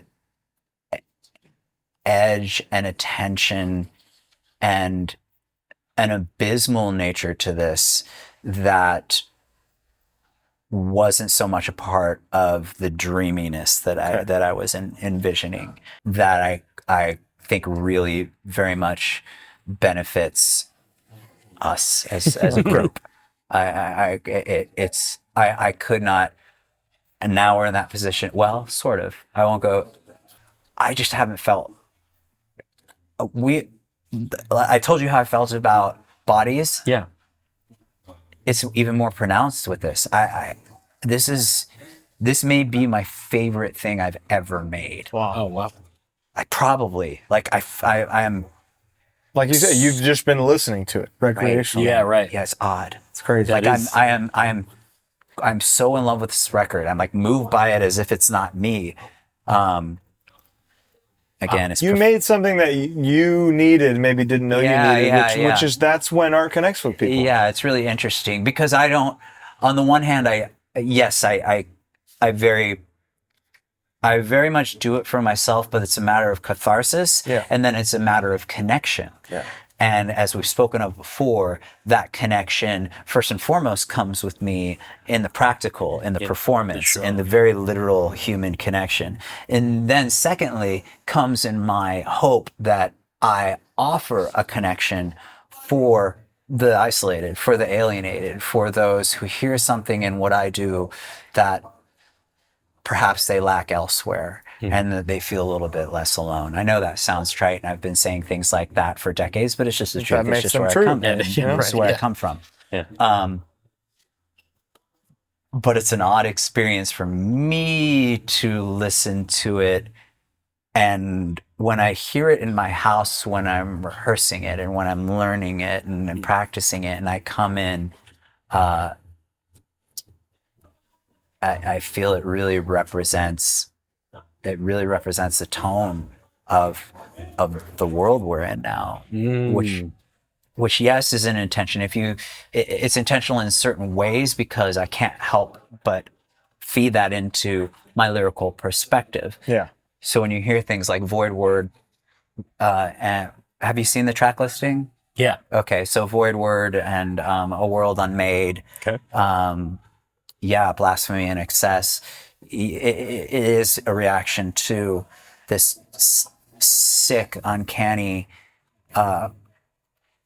twisted, crooked version of reality that we live in that is like so grotesque that I often find myself wondering what is actually real, which is sick and which is really an interesting statement. I sound like the psychedelic drug users that I would hear as artists in interviews that I would dismiss because you are on mind-altering drugs.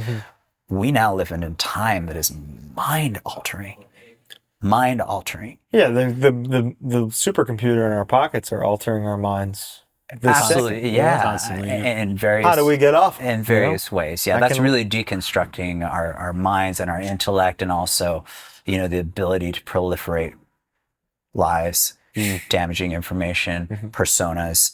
We're going back again to the reality television and how we end up with a president like we have, and how we end up in the sick. The right of fascism is, fascism, literally, everywhere. Sick world where. Racism and sexism and queer hate is just fine. It's disgusting, but here we are. And it's all a product of what we've let slip. Right. What we've accepted. What the filter. What we've revered. Yeah. What we revered as a culture. Yeah. you know, what we've aggrandized and what we've elevated. And I don't try to write political lyrics or socio-political lyrics. I just express myself, but in this uncanny, abysmal Reality. world that Yeah. we live in, it can't help but impart some of those themes. Of course. I mean, it's my thinking lately is like when you talk about racism and sexism, and somebody says like, "Don't bring politics into it." Like, how is that? You want to feed immigrants to alligators, Yeah. and you're going to call that politics? You should It's kill human yourself, rights. you Human know? rights shouldn't be politics. It's not. Right, and that's why I'm not talking. Yeah. I'm not talking about politics. It's human rights. I'm talking about we are human Yes. beings. Yeah. What the fuck? How about don't kill anybody? Yeah. What? How about fuck religion? Yeah. Don't kill anybody. Stop harming animals, you guys. What the fuck? Sorry, man. I mean, really though. Yeah. No, you're right. Like, think about it. You're right. We know you're They're right. innocent. I know. You know? Yeah. They're innocent. You wouldn't do it yourself, No. and you wouldn't do it to your dogs or your cats. Ever. You know, so it's that kind of thing that like twists my mind. And we're living in a world where that is, you know, the norm, and it's extending to human beings. Very true. And so back to the record. Not that what the record encapsulates is, you know, the sound of the summer.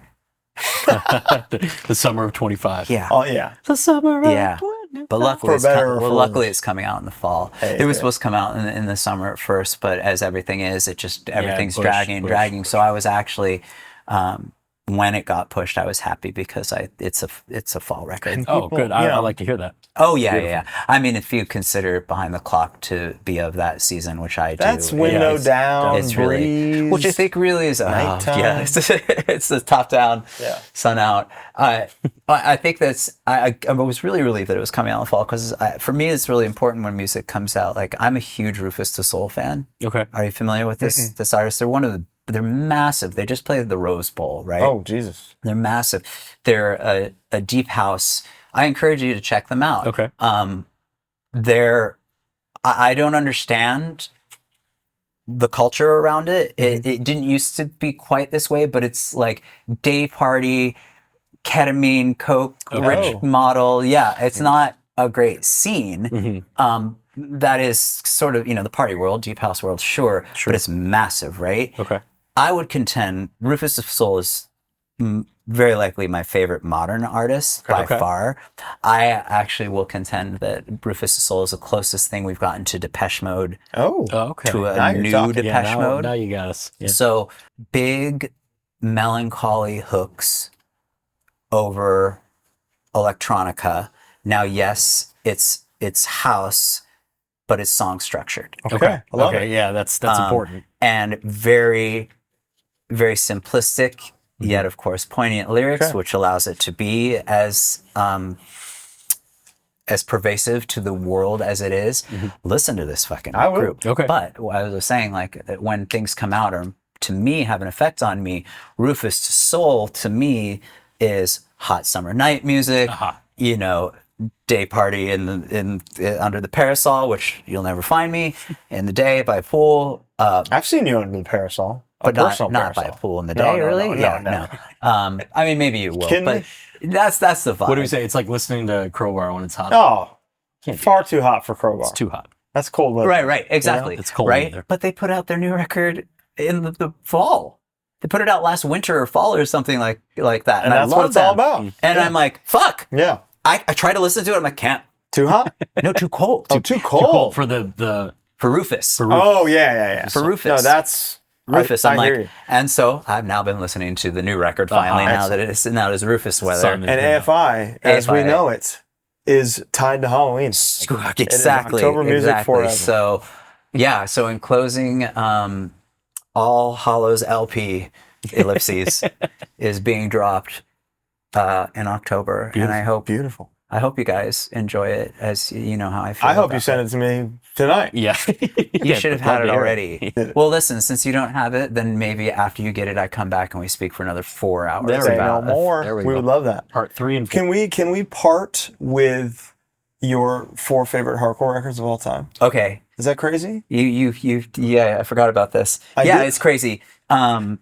I can name 4 of my favorite hardcore. I like that. records. Yeah, and they don't have to be LPs, right? No. No, So, yeah, no. I love when they're. You love I EPs. love when they're EPs. You Well, love no, I'm EPs. just cheating, like we were talked about before. So, well, we won't start with the cheat. GI, Germs GI. Okay. Minor Threat Singles Collection. Boom. Total Recall. Boom. Negative Approach. Oh, wow. Yeah. Negative Approach, Total Recall. Yeah. And then, I mean, I Yes. mean, this is really cheating, but can I, Everything Went Black? Is that fair? Yeah. That's fair. Okay. Yeah. But, Great answers. but there's 400. This is Well, we there's know. not 400. You don't think so? For hardcore. Yeah, no.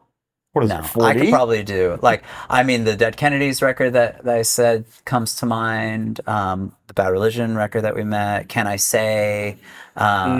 God, do I love that record. Yeah, I mean, yes. There's and then I'm gonna stop now because then we're starting to get into the mid '80s, and then we're gonna. We can do that in part 2 Yeah, after Silver Bleeds the Black Sun comes out this October on Run for Cover Records. Great label. Great label. How did Great label. We're out of time. Yeah, we are. They're But- killing it. But they I guarantee you, there's no label owner who is probably as passionate about AFI as we are Wow. as a label guy. Well, listen, you can see it in the back, That makes sense. and here they're really, really working hard, Awesome. and they get it. yeah, Oh, yeah. big time. There's a piece of vinyl. I don't know if but there's a piece of vinyl that they design for some exclusive, and they presented it to us. It's so fucking cool. Oh, And it was their idea. Isn't that nice? Yeah. you care? You'll know when you see it. It was their yeah. idea. Like you said, and they get the physical media thing. they created another little promotional item that they said, "Hey, what do you guys think of this?" And it really nailed it. You'll see it if it's not already out. But it really included a lyric on it that really represented the understanding of the song. Okay. How about that? Which was very touching to me. Perfect. Well, thank you so much for joining. You guys, it was such a pleasure. I don't know what you're going to do with this 4 hours, 5 hours. They're It's dawn. seeing it all. I have to This might be 2 parts, might be 3 parts, might be gotta 1. get out of here before we Either all way, share this is podcasts. an all timer for us. Thank you. One of the best you things so we've much. ever Well, done. it was really a pleasure. Thank you for having me. Thank you for Any parting words you'd like to leave anybody with? We always give the option. You don't have I think to I already say. said them. You You could crushed edit them it. to the end. Yeah, Okay, you yeah, crushed There was some good. I gave You you a got some couple good buttons. stuff. That you Yeah, could, no, you did good. You could. You're good at talking. You know, I got buttons like Yoji Yamamoto. Well, that was HardLore with Davey Havok. Unbelievable. Hope you all enjoyed it as much as we did. Probably not, because we're us and we loved it. So thank you. Thank Thanks you for all, watching. Davey. I do have a close. Thank you. Thank you for watching. If you made it this far, man, They did. They did. wow. Thank you. Bye. This episode is brought to you by Mad Vintage.